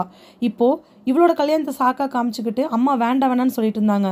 இவள் ஹையர் ஸ்டடி போகிறேன்னு சொல்கிறா. நான் வெயிட் பண்ண முடியாதுமா. நீங்கள் என்னை எவ்வளோ அசிங்கமாக நினச்சாலும் பரவாயில்ல, நீங்கள் யாழினி வீட்டில் வந்து பொண்ணு கேட்டு தான் ஆகணும். என்னால் முடியாது குரு. ஏம்மா? நாங்கள் லவ் மேரேஜ் பண்ணுறோம் அப்படிங்கிறதுனாலயா? நீ என்ன வேணாலும் நினச்சிக்கோ, என்னால் வர முடியாது. டக்குன்னு குருவோட அம்மா பார்த்து, இங்கே பாருப்பா, நீ பேசுறது சரியில்லை. குருவோட வாழ்க்கையை அவனுக்கு பிடிச்ச மாதிரி நம்ம ஏற்படுத்தி கொடுக்கறது நம்மளோட கடமை. நீ ஏன் வேண்டான்னு சொல்கிற? அதுக்கான பதிலை மட்டும் சொல்லு. என்னங்க பசங்களுக்கு நாமளாம் நம்மளோட முடிவெடுத்து பொண்ணு பார்த்து கல்யாணம் பண்ணி வைக்கணும். இவனா ஒரு முடிவெட்டு வந்து அந்த பொண்ணு யார் என்னன்னு அவன் நல்ல பொண்ணாக இருக்கங்காட்டி தான், அவங்க வீட்டில் இருக்கிறவங்களாம் நல்லவங்களா இருக்கங்காட்டி தான் 2 வருஷமாக அவங்க பொண்ணை நான் காக்க வச்சுமே அமைதியாக வெயிட் பண்ணிட்டு இருக்கிறாங்க. இன்னும் தராத தெரியாத குடும்பமாக இருந்தால் உன்ட்ட சண்டைக்கு வந்திருப்பாங்க. எத்தனை முறை உன் பர்த்டேக்கு உன் வெட்டிங் டேக்கெலாம் விஷ் பண்ணுறக்கு அவனுக்கு ஃபோன் பண்ணியிருப்பா. நீ எத்தனை நாள் அவளை அசிங்கப்படுத்திட்டு ஃபோனை கட் பண்ணியிருப்ப. உன்னை ஏதாவது எழுத்து பேசினாலாம்மா? அம்மா நல்லா கேட்டுக்கோ, சிந்துவோட மேரேஜுங்கிறக்காக தான் நான் வெயிட் பண்ணிகிட்டு இருந்தேன். யாழினியை கஷ்டப்படுத்திக்கிட்டு நான் அமைதியாக இருந்தேன். சிந்து ஹையர் ஸ்டடி படிக்க போகிறான்னு முடிவு எடுத்துட்டா. அதனால் நீயே ஒரு டேட்டை ஃபிக்ஸ் பண்ணிக்கோ. வர மாதத்தில் நல்ல நாள் அன்னைக்கு நீ யாழினி வீட்டில் வந்து கண்டிப்பாக பொண்ணு கேட்டாகணும். இல்லைன்னா நான் ஒரு டேட் ஃபிக்ஸ் பண்ணி வச்சுருக்கேன். வர 19ஆம் தேதி, அதாவது வர செவ்வாய்க்கிழமை, நம்ம சொந்தக்காரங்க எல்லாரும் இருக்கக்கூடிய வாட்ஸ்அப் குரூப்பில் நானும் யாழினி ஒட்டுக்க இருக்கக்கூடிய ஃபோட்டோவை போட்டு, நான் இந்த பொண்ணை லவ் பண்ணுறேன், எனக்கு இந்த பொண்ணை கல்யாணம் பண்ணிக்கணும்னு நான் போடுவேன். என்னோடய டிபியிலிருந்து என்னோடய ஃபேஸ்புக்லேருந்து எல்லாத்துலேயும் நானும் யாழினி ஒட்டுக்க இருக்கக்கூடிய ஃபோட்டோஸை வச்சு இவ தான் என்னுடைய ஒய்ஃப்னு நான் போடுவேன். நீயா பார்த்து எங்களுக்கு கல்யாணம் பண்ணி வச்சுக்கோ. என்னுடைய பொறுமைக்கு அளவு இருக்குதுமா. நீ என்ன நினச்சிக்கோ, கல்யாணத்துக்காக பையன் இப்படி கத்துறா அப்படின்னு. வாழ்க்கை என்னுடைய 25-30 வருஷத்துக்கு அப்புறமா ஒரு பொண்ணு என் லைஃப்பில் வரப்போகிறா. அந்த பொண்ணு எனக்கு பிடிச்ச பொண்ணா, எனக்கு ஏற்ற பொண்ணா, என் வாழ்க்கைக்கு வேற பொண்ணாக தான் இருக்கணும். நீ உன் வரட்டு கௌரவத்துக்காகவும் உன் பேச்சை நான் கேட்கணுங்கிறதுக்காக எனக்கு பிடிக்காத பண்ண முடியாது. என்னுடைய வாழ்க்கை எனக்கு ஏற்ற மாதிரி தான் அமையணுமா. நீ என்ன வேணாலும் நினச்சிக்கோ. நான் இந்த வாரம் செவ்வாய்க்கிழமை வரைக்கும் உனக்கு டைம் தரேன். அதுக்குள்ளே நீ ஜோசியரை போய் பார்த்துட்டு நல்ல தேதி பார்த்து யாழினி வீட்டில் எப்போ போய் பொண்ணு கேட்கலான்னு முடிவெடுத்துக்கோ. சொல்லிட்டு குரு கோவமாக போயிடுறான். எப்படி சட்டுன்னு அவனுக்கு அப்போ அந்த தைரியம் வந்துச்சுன்னு அவனுக்கே தெரியல. சிந்து கூட பக்கத்தில் வந்து, அண்ணா சொல்கிறது சரிதாம்மா, நீ என்னை காரணம் காட்டி தள்ளி போட்டுட்டு இருந்தாலாம் போதும்மா. நான் ஹையர் ஸ்டடி போகணும்னு முடிவு பண்ணிட்டேன். இனியெல்லாம் அண்ணன் கல்யாணத்தை நிறுத்தி வைக்கிறது தப்புமா. நானும் உனக்காக வாய முட்டு அமைதியாக இருந்தேன். அப்பா எப்பவும் பேசாமல் இருக்கிற மாதிரி இப்போ அமைதியாக இருக்காதீங்க. அண்ணனோட வாழ்க்கை அது நல்லதோ கெட்டதோ அவன் அமைச்சு கொடுத்ததோ அவனுக்கு மாதிரியே போயிட்டு போகுது. நீங்கள் ஏதாவது பேசுங்க. அதுக்கப்புறம் அன்றைக்கி நைட்டு முழுக்க குருவோட அம்மா யார்கிட்டையும் எதுவும் பேசலை. குருவோட அப்பா வேணா அடிக்கடி அவங்க அம்மாக்கிட்ட என்னென்னமோ பேசிக்கிட்டே இருந்தார். குருவுக்கு அப்போ வந்த கோவத்துக்கு காரணம் என்ன, அந்த தைரியத்துக்கு காரணம் என்னன்னு கடைசி வரைக்கும் எனக்கு தெரில. ஆனால் அவன் பேசின வார்த்தைகள் எல்லாமே யாழினியோட பக்கத்தில் இருந்தும் இவனுடைய பக்கத்தில் இருந்தும் சரிதான் தோணுச்சு. கரெக்டாக 7 நாள் கிளம்பிச்சு. காலையில் தன்னோட கடைக்கு கிளம்பிட்டு இருக்கக்கூடிய யாழினியோட அப்பாவோட செல்ஃபோனுக்கு ஒரு கால் வருது. அதை எடுத்து பார்க்க அன்னோன் நம்பர்னு தெரியுது. குருவாக தான் இருக்குமோ நினச்சிக்கிட்டு வாட்டி அவர் அட்டன் பண்ணல. மறுபடியும் அது நம்பர்லேருந்தே ஃபோன் வரவே டிஃபன் பாக்ஸ் எடுத்து வச்சுட்டு இருக்கக்கூடிய யாழினியோட அம்மா, என்னங்க அட்டன் பண்ணுங்க, சொன்ன உடனே அவர் ஃபோன் அட்டன் பண்ணி பேச ஆப்போசிட்டில் ஒரு ஜென்ஸ் வாய்ஸ் கேட்குது. வணக்கங்க, வணக்கங்க. நான் குருவோட அப்பா பேசுகிறேன். குருவோட அப்பா? ஆ, யாழினி குருவோட அப்பா. ஆ, சொல்லுங்கள் என்ன விஷயம்? நாங்கள் வர வியாழக்கிழமை உங்கள் வீட்டுக்கு பொண்ணு பார்க்க வரேங்க. வீட்டில் சொல்லிடுங்க. அப்படிங்களா? ரொம்ப சந்தோஷங்க. சரிங்க, வச்சிட்றேன். சொல்லிட்டு அவர் ஃபோனை வச்சதுக்கப்புறமா யாழினியோட அப்பானால நம்பவே முடியல. டக்குன்னு அடுத்து குருவோட நம்பர்லேருந்து கால் வர இந்த வாட்டி டைமே அட்டன் பண்ணிடுறாரு. ஹலோ. ஆ அங்கிள், அப்பா ஃபோன் பண்ணார் தானே? ஆமாப்பா. வர வியாழக்கிழமை நாங்கள் யாழினி பொண்ணு பார்க்க வரோம் அங்கிள். யாழினி கிட்ட சொல்லிடுங்க. வீட்டில் எல்லாருக்கிட்டையும் சொல்லிடுங்க. அப்புறம் இன்னொரு முக்கியமான விஷயம், இனிமேல் அங்கிள்னு கூப்பிடணுங்கிற அவசியம் இல்லை மாமா. அத்தைக்கிட்ட சொல்லிடுங்க, மச்சாங்கிட்ட சொல்லிடுங்க, யாழினிக்கிட்டே சொல்லிடுங்க. வியாழக்கிழமை பொண்ணு கேட்க வரவங்க பொண்ணை சொல்லிவிட்டு அவன் ஃபோனை வைக்கவே அதிர்ச்சியில் நிற்கிறாரு யாழினியோட அப்பா. யாழினியோட அம்மா என்னன்னு கேட்க விஷயத்த சொன்ன உடனே இந்த உலகத்திலேயே ரொம்ப ரொம்ப சந்தோஷப்படுற ஆள் யாழினியோட அம்மா தான். பெத்த பிள்ளைகளோட வேதனை அவங்க அம்மாவுக்கு தானே அதிகமாக தெரியும். எப்படியோ வியாழக்கிழமை குரு வீட்டிலேருந்து யாழினியை பொண்ணு பார்க்க வர போகிறாங்க. இனி கல்யாணம் ஜாமுன்னு நடக்க தான் போகுது. குரு யாழினியை பொண்ணு பார்க்க வந்து பொண்ணு பார்த்துட்டு போய் மாப்பிள்ளை வீடு பொண்ணு வீடு, பொண்ணு வீடு மாப்பிள்ளை வீடுன்னு எல்லாமே முடிச்சு கடைசியாக உட்காந்துட்டு இருக்கிறாங்க நிச்சயதார்த்த அன்னைக்கு. குரு மாப்பிள்ளை கெட்டப்பில் இருக்க, யாழினி நல்லா தகன்னு அவளுக்கு பிடிச்ச கலரில் சாரி கட்டிட்டு வந்து நிற்க நிச்சயதார்த்தம் சிறப்பாகவே நடந்து முடிக்குது. ஐயர் நடுவில் உட்காந்துருந்து 2 வீட்டுக்காரங்களும் ஆப்போசிட்டில் உட்காந்துருக்க, மாப்பிள்ளை பொண்ணை விடாமல் பார்த்துட்டு இருக்க, பொண்ணு அப்பப்போ வெக்கத்தில் மாப்பிள்ளையை பார்த்துட்டு இருக்கன்னு சீரும் சிறப்பமாக நடந்து முடிச்சிட்டு இருக்கக்கூடிய அந்த திருவிழாவில், ஆமாங்க நமக்கு என்னமோ நிச்சயதார்த்தம் தான், ஆனால் யாழினிக்கு குருவுக்கும் அது பெரிய திருவிழா தானே. நல்லா போயிட்டு இருக்கிறதுல சொந்தக்காரங்க இருக்கும் பொழுது நிம்மதியாக இருக்குமா என்ன? டக்குன்னு குருவோட சைடில் இருந்து, அது சரிங்க, நகை சீருவாரு இதெல்லாம் எதுவுமே பற்றி பேசாமல் பத்திரிக்கை எப்படி வாசிக்கிறது? பெரியவங்கன்னு சொல்லி கூட்டிகிட்டு வந்து வரிசையில் கொண்டிருக்கிறதுல ஒருத்தங்க கேட்குறாங்க. சும்மா இருப்பாங்களா யாழினி வீட்டு சைடு இருக்கிறவங்க? எல்லாமே எங்களால் என்ன முடியுமோ அதை பண்ணுறேன்னு சொல்லிட்டேங்க, இதுக்கு மேலே என்ன சொல்ல முடியும்? அவ்வளவு நேரம் யாழினி குருவை பார்த்துட்டு இருந்ததெல்லாம் வெக்கத்துல. இந்த பேச்சு ஆரம்பிச்சதுக்கு அப்புறம் யாழினியினுடைய பார்வையும் எண்ணமும் எல்லாமே மாற ஆரம்பிக்குது. எதுக்காக இந்த கேள்வியை குரு வீட்டுல இருந்து கேட்குறாங்க? லவ் மேரேஜ் தானே. லவ் பண்ணும் பொழுதும் கல்யாணம் நான் இருக்கும் பொழுதும் பொண்ணு பார்த்துட்டு போனதுலேருந்து குரு கிட்ட வரதட்சணை பற்றி எதுவுமே பேசக்கூடாது, எங்கள் வீட்டில் என்ன பண்ணுறாங்களோ அதுதான், இந்த காலத்தில் வரதட்சணை அது இதுன்னு பேசுனா அது நல்லா இருக்காதுன்னு எவ்வளோ வாட்டி நாசுக்கா சொல்லியிருக்கிறா. இருந்தாலும் குரு ஏன் இன்னுமே அதை வீட்டில் சொல்லாமல் இருக்கா? அப்படி சொல்லாமல் இருக்குங்காட்டி தானே எல்லாரும் இந்த நியாயத்தை பேசிட்டு இருக்கிறாங்கன்னு அவன் மனசுக்குள்ள ஒரு பெரிய சந்தேகம் வருது. குருவோட பார்வை மட்டும் இன்னும் மாறவே இல்லை. அதே காதலோட தான் அவளை பார்த்துட்டு இருக்கிறான். யாழினியோட புருவங்கள்லாம் சுருங்க குருவை பார்க்க குரு டக்குன்னு யாழினி பார்த்து ஒரு கண்ணடிக்கிறான். யாழினி உடனே அவன் கண்ணடிச்சது கூட நினச்சிக்கல. எப்படி இந்த டாபிக் போயிட்டு இருக்கும் பொழுது அவனால் சந்தோஷமா இருக்க முடியும்னு தோணுது. அதுக்குள்ள பேச்சு பயங்கரமா வளர்ந்துடுச்சு. குருவோட வீட்டு சைட்ல, ஏங்க அதெல்லாம் சரிதான், இது என்ன காலங்காலமா நடந்துட்டு இருக்கிறது தானே, நீங்க எத்தனை பவுன் என்ன ஏதுன்னு சொல்லவே இல்லையே. உடனே குருவோட அப்பா, இங்க பாருங்க, சபையில் இருக்கிற எல்லாத்துக்கும் நான் ஒன்று சொல்லிக்கணும்னு நினைக்கிறேன். அவங்க எவ்வளோ பவுன் போடுறாங்க, என்ன சீருவாறு பண்றாங்க, இதெல்லாம் எங்களுக்கு எந்த விதமான பிரச்சனையும் கிடையாது. வாழ போறது பொண்ணும் பையனும், அவங்க 2 பேரும் விரும்பிட்டாங்க, அதனால நாங்க ஏத்துக்கிறோம். இந்த நகை நட்டு நாயம் இது எல்லாத்தையும் பத்தி இங்க பேச வேண்டாம். நிச்சயதார்த்த பத்திரிகையை நாம வாசிக்குவோம். சொல்லி முடிச்சதுக்கு அப்புறமா டக்குன்னு குருவோட அம்மா, எல்லாமே சரிதாங்க, நகை நட்டு என்ன போடுறீங்க ஏது போடுறீங்கலாம் எங்களுக்கு தேவையில்லாதது. ஆனா ஏற்கனவே உங்ககிட்ட சொன்ன மாதிரி குரு பெங்களூர்ல இருக்கிற கம்பெனிக்கே டிரான்ஸ்ஃபர் கேட்டிருக்கிறான். ஒருவேளை கிடைச்சிருச்சு அப்படின்னா அங்க வீட்டுக்கு போய் என்னென்ன பண்ணணுமோ அந்த பொருள்லாம் நீங்க வாங்கி கொடுத்துருங்க. வீட்டுக்கு தேவையான அட்வான்ஸ்ல இருந்து எல்லாத்தையும் நாங்க பாத்துக்கிறோம், சரிதானே? ஏன்னா குரு பெங்களூருக்கு ரொம்ப தீவிரமா ட்ரை பண்ணிட்டு இருக்கிறான். கிடைச்சா பொருளை நீங்க தானே வாங்கி கொடுத்தாகணும். உடனே யாழினியோட வீட்டு சைட்ல இருந்து, கவலையே படாதீங்க, வாழ போறது என் பொண்ணு தான், என் பொண்ணுக்கு என்னென்ன வசதிகள் பண்ணி கொடுக்கணுமோ எல்லா வசதிகளையுமே ஒண்ணு விடாம நாங்க பண்ணி கொடுத்துருவோம். நீங்க சொல்லாம இருந்திருந்தாலும் எல்லா சீர்வரிசையுமே நாங்க பண்றதுதான். அது உங்க வீட்டுல வச்சாலும் சரி, இல்ல அவங்க பெங்களூர் போய் வாழ்ற வீட்டுல வச்சாலும் சரி. பேச்சுக்கள் என்னமோ இப்படியே கடைசியில பத்திரிக்கை வாசிக்கிற வரைக்கும் போய் முடியுது. யாழினிக்கு இதெல்லாம் காதுல கேட்க அவ குருவை பார்த்து முறைச்சுக்கிட்டே தான் இருக்கிறா. பத்திரிக்கையை வாசிச்சு தட்டு மாத்தி எல்லாம் சாப்பிட போய் கூட யாழினி யார்கிட்ட எதுவும் பேசவே இல்லை. அவ மனசுக்குள்ள இருக்கக்கூடிய கேள்வி, ஏன், எதுக்காக, இது எதுக்காக, ஏன் குரு எதுவும் பேசல? குருவோட அம்மா பேசும்பொழுது ஏன் குரு எதுவுமே சொல்லல? இந்த கேள்வியிலேயே போயிட்டு இருக்குது. வந்தவங்க எல்லாம் யாழினிய பார்த்து கொஞ்சம் அப்படி இப்படின்னு கொஞ்சம் நல்லாவே பேசிட்டு போறாங்க. குருவோட வீட்ல இருந்து கிளம்பிடுறாங்க. குரு போற வரைக்கும் யாழினி கிட்ட ஒரே மாதிரி தான் இருந்துட்டு போறான். ஆனா யாழினினால மட்டும் மனப்போராட்டத்தை தாங்கிக்கவே முடியல. நைட்டு எப்படா வரும், குரு எப்படா பேசுவான்னு வெயிட் பண்ணிட்டு இருந்தவளுக்கு கரெக்டா 8:30 மணிங்கும் பொழுது குருட்டு இருந்து ஃபோன் வருது. ஒரே ரிங்ல அட்டன் பண்ணி காதுல வைக்க, ஹலோ பொண்டாட்டி, பாதி பொண்டாட்டி, என்னடி ஃபோனை ஒரே ரிங்ல எடுத்துட்ட? நான் உங்ககிட்ட முக்கியமா பேசணும். என்னடி முக்கியமா பேசணும்? இன்னைக்கு நீ எவ்வளோ அழகா இருந்த தெரியுமா? மேக்கப் போடாம இருந்தா இன்னும் அழகா இருந்திருப்ப. எந்த மேக்கப்பு? யாரு? நீ எப்பவுமே சொல்லுவியே ஐப்ரோ எடுக்க போவியே அந்த அக்காவா? ம், ஆமா. என்னடி ரொம்ப சொரணையெல்லாம் பேசுற? மாலை, நகை, சேலை இதெல்லாம் வெயிட்டா இருந்துச்சோ? ரொம்ப டயர்டா இருக்கா? நானும் தானே. ஆனா எனக்கு எதுவுமே இல்லை. ரொம்ப சந்தோஷமா இருக்கேன். பத்திரிக்கை பிரிண்ட் கொடுக்க போறாங்க வெள்ளிக்கிழமை. சீக்கிரமா கல்யாணம். இன்னும் எவ்வளோ மந்த் இருக்கு? 49 நாள் இருக்கு. 49 நாளுக்கு அப்புறம் மேடம் கம்ப்ளீட்டா என் பொண்டாட்டி தான். எவ்வளோ சண்டை சச்சரவுக்கு அப்புறம் நம்மளே சேர்றமில்லடி. எவ்வளோ சந்தோஷமா இருக்கு தெரியுமா? ஐயா 3 முடிச்சுக்கு வெயிட்டிங்கு. என்ன மேடம் சந்தோஷமா? குரு, உங்க அம்மா எங்க வீட்டில் சீர்வரிசை கேட்கும் பொழுது ஏன் குரு நீ எதுவுமே பேசவே இல்லை? யாழ்னி டக்குன்னு இப்படி கேட்ட உடனே குருவுக்கு என்ன பேசுறதுன்னு தெரில. என்னடி வளர்ற? ஆமா குரு, உங்க வீட்டில் இருக்கிறவங்க உங்க சொந்தக்காரவங்க எல்லாரும் கேட்டது எனக்கு பிரச்சனை கிடையாது. அது நகை நட்டு சீருவாரு.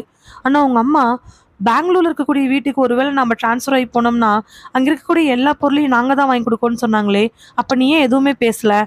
யாழ்னி, அதெல்லாம் பெரியவங்க விஷயம் யாழ்னி. நாம ஏன் தலையிட்டுக்கிட்டு? பெரியவங்க விஷயமா? நீயும் நானும் தானே வாழ போறோம். சரி, நான் உன்னை ஒரு கேள்வி கேட்குறேன்.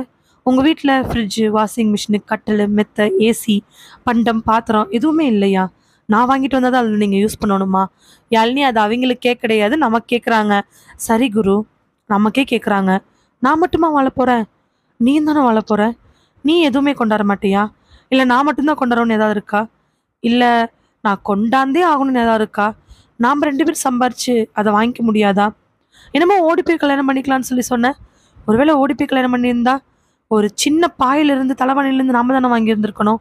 இப்போ எப்படி குரு, மேரேஜில் அரேஞ்சு ஆகும் பொழுது இந்த மாதிரி கேட்குறாங்க, அதுக்கு நீ எதுவுமே பேசாமல் இருக்கிற? யாழ்னி, இப்போ எதுக்கு இந்த நியாயம்? நான் ரொம்ப சந்தோஷமா இருக்கேன். நம்ம இதை பற்றி அப்புறம் பேசலாம். இல்லை குரு, உங்கள் வீட்டிலேருந்து எங்கள் வீட்டுக்கு ஃபோன் பண்ணி எதுவுமே வேண்டான்னு சொல்ல சொல்லு. எங்கள் வீட்லேயும் நான் எதுவுமே வாங்கி தர சொல்ல மாட்டேன். ஒருவேளை எங்கள் வீட்டிலேருந்து வாங்கி தர மாதிரி இருந்தால் அப்படிப்பட்ட கல்யாணமே எனக்கு வேண்டாம். எனக்கு அப்புறம் தம்பி இருக்கான், எல்லாத்தையும் நானே உருவிட்டு வந்துட்டுனா? யாழ்னி, இது ஒரு முறை. இதில் என்ன இருக்குதுன்னு நீ கேட்டுட்ருக்க? நீ உன் என்கேஜ்மெண்ட்டுக்கு எவ்வளோக்கு சாரீ கேட்டியோ அவ்வளோ சாரீ எடுத்து கொடுத்தாங்க. நாளைக்கு கல்யாணத்துக்கு நீ தான் முகூர்த்த புடவை எடுக்க போகிற. உனக்கு வேணுங்கிற சைஸில், வேணுங்கிற ஹைட்டில், வேணுங்கிற மாதிரி கொடி பண்ண போகிறாங்க. மெட்டி நீ அப்படி வேணும் இப்படி வேணும் 4 டிசைன் கேட்டிருக்க. 4மே தான் எங்கள் வீட்டில் வாங்கி தர போகிறாங்க. என்ன குரு, கணக்கு சொல்கிறியா? அது ஓகே குரு, நான் எல்லாமே கேட்டேன், பண்ணுறாங்க. என் வீட்லேயும் உனக்கு முகூர்த்தத்துக்கு, ரிசப்ஷனுக்கு, ஏன் தாலி கட்டுற கைக்குன்னு சொல்லிட்டு பிரேஸ்லெட் 3 பவுனு, மோதிரம் 2, செயின் எல்லாமே தானே பண்ணுறாங்க. அதுக்கு இதுக்கு ஈக்குவல் ஆகிடுச்சுல்ல. நான் இப்போ நகண்டனை பற்றி பேசல. ஒரு வீட்டில் நீயும் நானும் வாழ போகிறோன்னா அட்வான்ஸ் நாங்கள் கொடுத்துட்றோம். வீட்டுக்கு ஒரு வாடகையில் மாதம் மாதம் பொண்ணும் பையனும் சம்பாரிச்சு கொடுத்துக்குவாங்க. பொருள்லாம் நீங்கள் வாங்கி கொடுங்கண்ணா, அந்த பொருள் நான் மட்டுமா பயன்படுத்த போகிறேன்? நீ தானே பயன்படுத்த போகிற. இப்படியே 2 பேரும் மாற்றி மாற்றி பேசுனாங்க.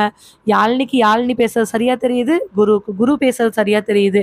கிட்டத்தட்ட 11 மணி வரைக்கும் போகிற ஆர்கியூமெண்ட்டில் கடைசியாக யாழ்னி சொன்ன ஒரே வார்த்தை, இல்லை குரு, கல்யாணத்தை ஸ்டாப் பண்ணிடலாம். எனக்கு இந்த கல்யாணம் வேண்டாம், நீ வேண்டாம், உன் ஃபேமிலி வேண்டாம், எதுவுமே வேண்டாம். என்னடி பெரிய இவ்வளாட்ட பேசிகிட்டு இருக்கிற? யாருமே கேட்காத கேட்டாங்களா? எல்லாருமே இப்படி தான் முறை. ஒரு பொண்ணு ஒரு வீட்டுக்கு வாழ போனான்னா வாங்கி கொடுத்தா ஆகணும். என்ன பெருசு இது மாதிரி பேசிகிட்டு இருக்கிற? வாங்கி கொடுத்தா ஆகணுமா? அப்படி என்ன சும்மா வந்து கொண்டுட்டு இருப்பியா? உன் வீட்டில் எதுவும் வாங்கி தர மாட்டாங்களா? நான் எல்லாம் கொண்டாடுவேன், என் அப்பா அம்மா கடன் ஆகணும், நீ வந்து ஜாலியாக உட்காந்து எல்லாம் பண்ணிட்டு இருப்பியா? யாழ்னி, மரியாதையாக பேசுகிற யாழ்னி. இதுல என்ன என் குரு மரியாதையாக பேசுறதுக்கு இருக்கு? எல்லாம் நீங்க பண்றது சரி, நான் பண்றது தப்பு இல்லை. உங்க அம்மா பேசும்போது வாய மூட்டு அமைதியா இருந்த. ஸ்டார்டிங்லேருந்தே உங்க அம்மாக்கு இந்த கல்யாணத்தில் இன்ட்ரெஸ்ட் கிடையாது. இப்படி நான் சபையில கேட்டோம்னா தான் நாங்கள் எதுவுமே வாங்கி தர முடியாத நிலைமைக்கு போவோம், கல்யாணம் நிற்குன்னு நினைக்கிறாங்க. அது உங்க அம்மா ஆசைப்படியே நடக்கட்டும், கல்யாணத்தை நிறுத்திடு. எனக்கு இந்த கல்யாணம் வேண்டவே வேண்டாம். 2 பேரும் மாற்றி மாற்றி பேச கொஞ்சம் சத்தம் அதிகமாகவே போயிடுச்சு. கரெக்டாக குருவோட அம்மா மாடிப்படிக்கு வர, யாழ்னியோட வீட்டு ரூமில் யாழ்னியோட அம்மா அப்பா வரேன்னு எல்லாரும் அந்த நேரத்துக்கு அசம்பிள் ஆயிடுறாங்க. குரு, என்ன சின்ன பேசிகிட்டு இருக்கிற? எதுவும் இல்லைம்மா. என்னன்னு சொல்லு. கல்யாணத்தை நிறுத்துறதாமாம்மா. குரு கோவத்தில் டக்குன்னு சொல்லிட்டான். ஏன்பா என்னாச்சு? நீங்க மெத்த கட்டல் பீரோ அது இதுன்னு சொல்லிட்டு பெங்களூர்ல ஒரு வேளை போறதா இருந்தா வாங்கி தர சொன்னீங்கல்ல, அது அவளுக்கு பிடிக்கலையாமா, அதனால நிறுத்த சொல்றா. யாழினி, என்னடா என்னாச்சு? யாழினியோட அப்பா கேட்ட உடனே, அப்பா அவங்க தான் முட்டாள்தனமா அது வாங்கி கொடு இது வாங்கி கொடுன்னு கேக்குறாங்கன்னா நீங்க எதுக்குப்பா வாங்கி தரேன்னு சொன்னீங்க? ஏன் அவன் வாழ வரலையா? அவன் எதுவுமே வாங்கிட்டு வர மாட்டானா? நான் முன்னாடியே சொல்லியிருக்கேன், இந்த வரதட்சணை லொட்டு லொஸ்க்குலாம் எதுவுமே கேட்கக்கூடாது அப்படின்னு. அதே மீறி சரின்னு ஒத்துக்கிட்டாச்சு. இப்ப பெங்களூர் டிரான்ஸ்ஃபர் அவன் கண்டிப்பா வாங்கிடுவான்ப்பா. எனக்கு தெரியும் எந்த அளவுக்கு ப்ராசஸ்ல இருக்கு அப்படின்னு. வாங்கிட்டு போனா பீரோ கட்டலு மெத்த வாஷிங் மிஷினு ஏசி எல்லாமே நாம தான் வாங்கி கொடுக்கணுமா? அப்ப அவன் என்ன பண்ணுவான்? பாத்திரம் முதற்கொண்டு நான் கொண்டு அவனுக்கு எல்லாம் சமைச்சு போடுறதுக்கு எதுக்கு இந்த கல்யாணம்? யாழினி கொஞ்சம் அமைதியாரு. போன்ல மாப்பிள்ள இருக்காரா? இனிமேல் மாப்பிள்ளைன்னு கூப்பிடாதீங்கப்பா. மாப்பிள்ள இருக்காரா லைன்ல? ஆமா. போனை வாங்கி பார்த்த உடனே ஃபோன் கட் ஆயிடுது. அந்த பக்கம் குரு ஃபோன் கட் பண்ணிட்டு அவங்க அம்மா கிட்ட எல்லா விஷயத்தையும் சொல்லிட்டு இருக்கிறான். உடனே யாழினியோட அப்பா, நீ நினைக்கிற மாதிரி இது கிடையாதும்மா. நீ வந்து ஒருத்தனை லவ் பண்ணுவேன்னு சொல்லுவ, நாங்க சரின்னு சொல்லி ஒத்துக்கணும். அதுவே நீங்களே சண்டை கட்டிக்கிட்டு கல்யாணத்தை நிறுத்த சொன்னா ஊரை கொட்டி பத்திரிக்கை அடிச்சதுக்கப்புறம் நாங்கள் கல்யாணத்தை நிறுத்தணும், அப்படிதானே? நீ தேர்ந்தெடுத்த வாழ்க்கை நீ தான் வாழ்ந்தாகணும். என்னால முடியாதுப்பா. உடனே யாழினியோட அம்மா, என்னடி கல்யாணம் பண்ணிக்கணும்னு சொல்லிட்டு வந்து நின்னது நீயே. முதல்ல காதலிக்கும் போது உங்க அப்பாவும் தம்பி உன்னை போட்டு அடி அடி நடிச்சாங்க. நான் உனக்கு பக்கபலமா நின்றுட்டு இருந்தேன். இப்ப நான் ஓங்கி அரைஞ்சிருவேன். ஊர் முச்சுடும் உனக்கும் அந்த பையனுக்கு கல்யாணம்னு சொல்லிட்டு பேசி எல்லாம் முடிச்சதுக்கு அப்புறமா வந்து நின்றுட்டு இருக்க, நிறுத்த சொல்லிட்டு பேசுறா பாரு பழமை. பிள்ளைங்க பண்ற தப்பே இதான், டக்குன்னு எடுக்கிற முடிவு. லவ் பண்ணாங்க சொன்னாங்க, டக்குன்னு முடிவு எடுத்தீங்க, இன்னைக்கு நிறுத்துறீங்க. என்ன பழக்கம்? வாயை மூட்ட அமைதியா இருக்க முடியாதா? போய் படுப்போ. வீட்டுல கண்டபடி அவளை பேசி போய் படுக்க சொல்லிடுறாங்க. ஆனா யாழினி ஒரே முடிவில் இருக்கா. குருகிட்ட போய் பேசி ஒழுங்கு மரியாதை அந்த கல்யாணத்தை நிறுத்திடுன்னு சொல்லலான்னு. அப்பாவை எப்படி வரதட்சணை கேட்கலாம்? அப்பா கிட்ட வரதட்சணை கேட்டு அப்பாவை எப்படி சிரமப்படுத்தலாம் அப்படிங்கிற எண்ணம் தான் அவன் மனசுக்குள்ள ஓடிக்கிட்டே இருந்துச்சு. அடுத்த நாள் காலையில எந்திரிச்சு மூஞ்சி கழுவிட்டு பல்லு விளக்கிட்டு இருக்கும் பொழுது அவளுக்கு ஒரு ஃபோன் வருது. ஃபோனை எடுத்து பார்த்தா அதுல அன்னோன் நம்பர். ஃபோனை அட்டன் பண்ணி காதுல வச்சு பேச ஆரம்பிக்கிறா. ஹலோ, சொல்லுங்க மாமா. சரிங்க மாமா, வரேங்க. சரிங்க மாமா. ஃபோனை வச்சுட்டு மெதுவாக எந்திரிச்சு போய் குளிச்சுட்டு மெதுவாக ட்ரெஸ் பண்ணிட்டு, அம்மா வெளில போயிட்டு வந்துடுறேன். அவங்க அம்மா எதுவுமே பேசாமல் கிச்சனில் வேலை செய்ய, அம்மா வெளில போயிட்டு வந்துடுறேன். எல்லாம் உன் இஷ்டம் தானே யாழினி, என்ன வேணாலும் பண்ணலாம், நாங்கள் எதுவுமே கேட்க போகிறது கிடையாது. கடைசியில் நானும் உங்கள் அப்பாவும் இந்த ஊருக்குள்ளேயும் சொந்தக்காரங்களுக்குள்ளேயும் மரியாதையாக வாழ்கிறோமா இல்லையாங்கிறது தான் உன் கையில் இருக்குது. நீ என்ன வேணாலும் பண்ணலாம் யாழினி, நான் வெளில போயிட்டு வந்துடுறேம்மா சொல்லிட்டு ஸ்கூட்டி எடுத்துட்டு ஒரு குறிப்பிட்ட இடத்துக்கு போறா. அது ஒரு சின்ன காபி ஷாப். அந்த காபி ஷாப் முன்னாடி போய் நின்றுட்டு வண்டியை லாக் பண்ணிட்டு உள்ள போறா. வெளியிலேயே கொஞ்ச தூரத்துக்கு முன்னாடி, அதாவது யாழினி உள்ள என்ட்ராயி 2 ஸ்டெப்லயே அங்க யாழினியோட மாமனார் நின்றுட்டு இருக்கிறாரு. மாமா யாழினி, வரமாமா. அவர் கூட்டிட்டு போன இடத்துல தனியா இருக்கக்கூடிய 2 டேபிள், அதுல ஒண்ணுல ஆல்ரெடி குரு உட்காந்துட்டு இருக்க. குருவை பார்த்தவளுக்கு பயங்கரமான கோவம். அந்த இடத்துக்கே அவ போகல. சொல்லுங்க மாமா, எதுக்காக வர சொன்னீங்க? உட்காந்து பேசலாமாம்மா? இல்லை மாமா, இருக்கட்டும், வாமா உட்காந்து பேசலாம். கூட்டிட்டு போய் குருவுக்கு பக்கத்துல குருவோட அப்பா உட்கார, ஆப்போசிட்ல யாழினி உட்காந்துக்கிறா. குரு யாழினி மூஞ்சியை பார்த்தாலும் யாழினி குருவோட மூஞ்சியை பார்க்க ரெடியா இல்லை. சொல்லுங்க மாமா, எதுக்காக வர சொன்னீங்க? டீ குடிக்கிறியா காஃபி குடிக்கிறியா? இல்லை மாமா, வீட்டில் சாப்பிடுத்தான் வந்தேன். டீ குடிக்கிறியா காஃபி குடிக்கிறியா? டீயே குடிக்கிறேன் மாமா. 3 டீ கொடுங்க சொல்லிட்டு அவர் பேச ஆரம்பிக்கிறாரு. நேற்று நைட் நடந்த விஷயங்கள் எல்லாமே எங்களுக்கு தெரியுமா. 2 பேர் சடனாக முடிவெடுக்கிறீங்க, அது ரொம்ப தப்பு. மாமா, அப்போது அங்கே நடந்தது சரியா? அதுவும் தப்பு தான். கொஞ்சம் நான் பேசலாமாம்மா? சொல்லுங்க மாமா. 2 பேரும் ஒரு விஷயத்த புரிஞ்சுக்குங்க. நீங்கள் 2 பேரும் காதலையும் கல்யாணத்தையும் போட்டு குழப்பிக்கிட்டு இருக்கிறீங்க. ஆனால் காதலும் கல்யாணமும் அப்படி கிடையாது. காதலிக்கும் போது நீங்கள் 2 பேர் மட்டும்தான்.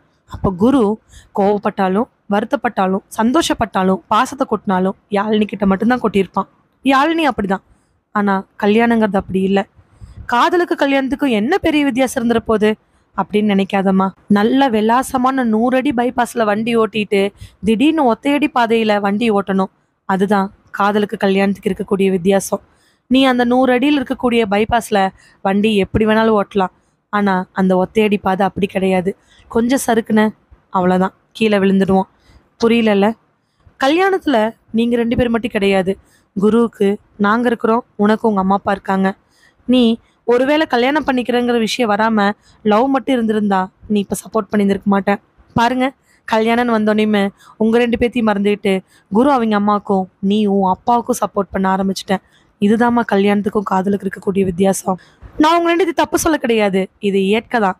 ஆனா கல்யாண வாழ்க்கைக்குள்ள போக போற உங்க 2 பேத்துக்கு நான் ஒரு முக்கியமான விஷயத்த சொல்லி ஆகணும். விட்டு கொடுத்தல். கல்யாணங்கிறது விட்டு கொடுத்து போறது. குருவோ நீயுமே, நீ குருவையுமே முக்கியமான நேரங்கள்ல அமைதியா எதுவுமே பேசாம விட்டு கொடுத்து போயிட்டீங்கன்னா ஒரு 5 வருஷம் அப்புறம் உங்களுக்கு எந்த பிரச்சனையும் கிடையாது. யாழினி, உனக்கு இருக்கக்கூடிய கோவம் உங்க அப்பாவிட்ட நாங்க அது வேணும் இது வேணும்னு கேட்டேன்னு. ஆனா உங்க வீட்லயே எங்ககிட்ட பொண்ணுக்கு 20 பவுன் போடுங்க, 25 போடுங்கன்னு உங்க அத்தை முறையில இருந்து எல்லாமே கேட்டுட்டாங்க. நாங்களும் அதை தயார் பண்ணிக்கிட்டு தான் இருக்கிறோம். இது சாதாரணமா வந்த ஒரு விஷயம்தான். நீங்க பண்ணணுங்கிற அவசியமே கிடையாது. நேத்து நைட்டு உங்க அத்தை நீங்களே சண்டை கட்டதை பார்த்துக்கிட்டு என்கிட்ட ரொம்ப வேதனைப்பட்டு பேசுனா. நமக்கு இதெல்லாம் வேண்டாங்க, 2 பேத்துக்கு கல்யாணம் நடந்தா சரி, அப்ப அவங்களா பார்த்து என்ன பண்றாங்களோ பண்ணிக்கிட்டோம், நமக்கு எதுக்கு அப்படின்னு சொன்னா. இந்த பொருள் வாங்கி கொடுக்கணும், வாங்கி கொடுக்காம போகணுங்கிறதெல்லாம் உங்க வீட்டை பொறுத்து. இல்ல நீங்க 2 பேரும் வாங்கிக்கிறதுனாலும் நீங்க பேசி முடிவு பண்ணிக்கங்க. நானும் என் மனைவியோ எந்த விதமான கம்பல்ஷனும் பண்ண மாட்டோம். இருந்தாலும் உங்க 2 பேத்துக்கிட்ட எனக்கு ஒரு பாயிண்ட்டை சொல்லணும்னு தோணுச்சு. அதனால தான் கூப்பிட்டேன். காதல் அப்படிங்கிறது ஒரு நிமிஷம் பார்த்த உடனே, இல்ல கொஞ்ச நாள் பேசின உடனே, அப்படி இல்லைன்னா பல வருஷம் தெரிஞ்சு, இல்ல வேற யாராவது பிடிக்காம, இந்த மாதிரி பல காரணங்களுக்கு வரலாம். பார்த்த உடனே வந்த காதல்கள் கல்யாணத்துல முடிஞ்சிருக்குது. சொன்ன உடனே யாழ்னியும் குருவும் ஒருத்தர் மாத்தி மாத்தி பாத்துக்கிறாங்க. அப்படி வந்த காதல் தானே இவங்க 2 பேர்த்தது. ஆனா கல்யாணங்கிறது அப்படி கிடையாது. தாலி கட்டின உடனே யாழினி குருவோட பொண்டாட்டி, குரு யாழினியோட புருஷன் மட்டும்தான் மாறுமே தவிர, குருவோட அம்மா அப்பா அக்கா தங்கச்சி அத்தை மாமாவோ யாழினியோட அம்மா அப்பா தம்பி எல்லாம் எதுவுமே மாற போறது கிடையாது. நீ 2 குடும்பத்தையும் இழுத்துட்டு போகணும், குரு 2 குடும்பத்தையும் இழுத்துட்டு போகணும். இதுல நீங்க நிறைய பிரச்சனைகளை சந்திப்பீங்க. குழந்தை பிறக்கிற நேரமா இருந்துச்சுன்னா அந்த வீட்டில் வளகாப்பா, இந்த வீட்டில் வளகாப்பா, இந்த சாப்பாடு போடலாமா, அந்த சாப்பாடு போடலாமா, குழந்தைக்கு இதை பண்ணலாமா, அதை பண்ணலாமா, தாய் மாமா சீர் என்ன பண்றாங்க, அத்தை சீர் என்ன பண்றாங்க, அப்பச்சி சீர் என்ன பண்றாங்க. குழந்தை பிறந்து கொஞ்சம் பெருசாச்சுன்னா ஸ்கூல்ல சேர்த்தும் பொழுது இவங்களோட ஒப்பீனியன் கேட்கலாமா, அவங்களோட ஒப்பீனியன் கேட்கலாமா. ஈவன் ஒரு வீட்டில் வாஷிங் மிஷின் வாங்குறதுலேருந்து டிஸ்கஷன் 2 வீட்டுக்கு போக தான் செய்யும். 2ஐயும் சமாளிச்சு தான் ஆகணும். ஏன்னா விரும்பி கல்யாணம் பண்ணிக்கிறீங்க இல்லையா. காதலிச்சுக்கிட்டே இருங்க, ஆனா குடும்ப பொறுப்பும் அதிகமாயிட்டே போகும். காதல்ல 2 பேர் மட்டுமே உங்களுடைய வேலையை பார்த்துட்டு இருப்பீங்க. ஆனா இது அப்படி கிடையாது. உங்க வாழ்க்கையில நாங்க எல்லாருமே இருப்போம். வரக்கூடிய பிரச்சனைகளை 2 பேரும் சேர்ந்து தான் சமாளிக்கணும். அதுக்கு நீங்க 2 பேரும் ஒற்றுமையா இருக்கணும். உங்க 2 பேரோட ஒற்றுமை குலைஞ்சு போச்சு, உங்க 2 பேத்துக்குள்ள இருக்கக்கூடிய ஒரு விதமான அண்டர்ஸ்டாண்டிங் இல்லாம போச்சு அப்படின்னா என்ன பண்ணாலும் நீங்க உங்களோட வாழ்க்கையை நிம்மதியா வாழ முடியாது. திருமணமாகி ஒரு 1.5 வருஷத்துலேருந்து 2 வருஷம் கடுமையான நாட்கள். நாம் 2 பேரும் பிரிஞ்சிடலாம். எதுக்கு இந்த வாழ்க்கையை வாழ்ந்துக்கிட்டு, உன்னை நான் போய் கல்யாணம் பண்ண பாரு, உன்னை நான் போய் கல்யாணம் பண்ண பாரு, என்ன நீ கல்யாணம் பண்ண பாருன்னு ஆர்கியூமெண்ட்ஸ் வந்துக்கிட்டு தான் இருக்கும். அதுல அம்மாவோட தூண்டுதல், அப்பாவோட தூண்டுதல், அவங்க 2 பேர்த்தினுடைய ப்ரெசன்ஸ் இல்லாம அவங்க மேல நீங்க வச்சிருக்கக்கூடிய பாசத்தினால வரக்கூடிய தூண்டுதல் இதெல்லாமே இருக்கும். 2 வருஷம் பல்ல கடிச்சிட்டு வாழ்ந்துட்டீங்கன்னு வச்சுக்கோங்க. அதுக்கப்புறம் ஒரு 5 வருஷம் வாழவும் முடியாம பிரிஞ்சு போகவும் முடியாத ஒரு சூழ்நிலையா இருக்கும். பிரிஞ்சிடலாம்னு நினைப்பீங்க, அஜிஜோ எப்படி பிரியறதுன்னு நினைப்பீங்க. ஆனா ஒரு 5 வருஷத்தை கடந்துட்டீங்கன்னா நீங்க 2 பேரும் பிரியறதுக்கான காரணமே இருக்காது. ஆனா அந்த 5 வருஷத்தை நீங்க எப்படி விட்டு கொடுத்து வாழ்றீங்கிறது ரொம்ப முக்கியம். யாழினி ஆகட்டும் குருவாகட்டும் என்ன சீர்வாறு பண்றாங்கிறத நீங்களும் முடிவு பண்ணுங்க, உங்க வீட்லயும் முடிவு பண்ணுங்க. மா யாழினி, எனக்கோ உன் அத்தைக்கோ இல்லை உன் நாத்தனாருக்கோ கொழுதியாளுக்கோ நீ என்ன கொண்டாடுறங்கிறத பற்றி எந்த கவலையும் இல்லை. கொண்டாடலினாலும் எங்களுக்கு எந்த கவலையும் இல்லை. சொந்தக்காரங்க கேட்டாங்கனாலும் நாங்கள் பதில் சொல்லிக்குவோம். ஏன்னா வாழ போகிறது நாம் தான், நம்ம வீட்டுக்கு தான் நீ வரப்போகிற. அதனால் நீ உங்கள் அம்மா அப்பாட்ட பேசி அவங்களால முடிஞ்சா பண்ண சொல்லு, இல்லைனா வேண்டாம். குரு, நாம் நம்ம மருமகளை மகாராணி மாதிரி கூட்டிகிட்டு வரணும். அதனால நம்மளால முடிஞ்ச நகையெல்லாம் போட்டு நம்ம மகாராணியை நம்ம கூட்டிகிட்டு வந்துக்கலாம். நீ இனிமேல் இந்த சீர்வாறு பற்றி அவகிட்ட எதுவும் பேசக்கூடாது. முதல்ல நீ அவளை புரிஞ்சுக்கணும், அவள் உன்னை புரிஞ்சுக்கணும். நீ நினைப்பில்ல குரு, அம்மா பேசிக்கிட்டே இருக்காங்க, அப்பா அமைதியாக இருக்காரு அப்படின்னு. அப்படி இருந்தங்காட்டி தான்ப்பா நம்ம குடும்பம் வந்திருக்கு. அதுக்காக நான் உங்கள் அம்மாவுக்கு அடிமை கிடையாது. எந்த இடத்துல உங்கள் அம்மா கிட்ட பேசணுமோ அந்த இடத்துல நான் பேசுவேன். எந்த இடத்துல உங்கள் அம்மா போக்கில் விடணுமோ அந்த இடத்துல உங்கள் அம்மா போக்கில் விடுவேன். உங்கள் அம்மாவை கண்டிக்கணுமா, நிச்சயமாக கண்டிப்பேன். நேற்று நைட்டு கண்டிச்ச மாதிரி. உங்கள் அம்மாவை பாராட்டணுமா, நிச்சயமாக பாராட்டுவேன். இல்லை உங்கள் அம்மா பேச்சை கேட்கணுமா, கண்டிப்பாக கேட்பேன். ஆம்பளைனா என்ன பொம்பளைனா என்ன, யாரோ ஒருத்தர் விட்டு கொடுத்து வாழுவோமே. புள்ள குட்டின்னு வந்ததுக்கு அப்புறமா நிச்சயமாக உனக்கு இந்த எண்ணம் வரும் குரு. யாழினி நீ விருப்பப்பட்ட பொண்ணு, அவகிட்ட என்ன குறை இருக்கு, அவங்க அம்மா அப்பா மேலே இருக்கக்கூடிய பாசத்தில் உன்ட்டு இப்படி பேசிட்டா. யாழினி, குரு நீ விருப்பப்பட்ட பையன், அவன் உண்மையில இருக்கக்கூடிய பாசலையோ ஏதோ ஒரு எண்ணத்துலையோ அவங்க அம்மாவை தட்டி கேட்காம விட்டான். நீ உங்கள் அப்பா மேலே வச்சிருக்க மாதிரி தானே அவன் எங்கள் மேலே இருப்பான். முதல்ல அவன் உங்கள் அம்மா அப்பாவை சொந்தம் நினைக்கணும். நீ எங்களை சொந்தம் நினைக்கணும். திரும்ப திரும்ப சொல்ற, நல்லா கேட்டுக்குங்க. காதல் வேற, கல்யாண வாழ்க்கை வேற. காதலில் ஜெயிச்சிட்டா பரவாயில்ல, கல்யாண வாழ்க்கையில் தோத்துறாதீங்க.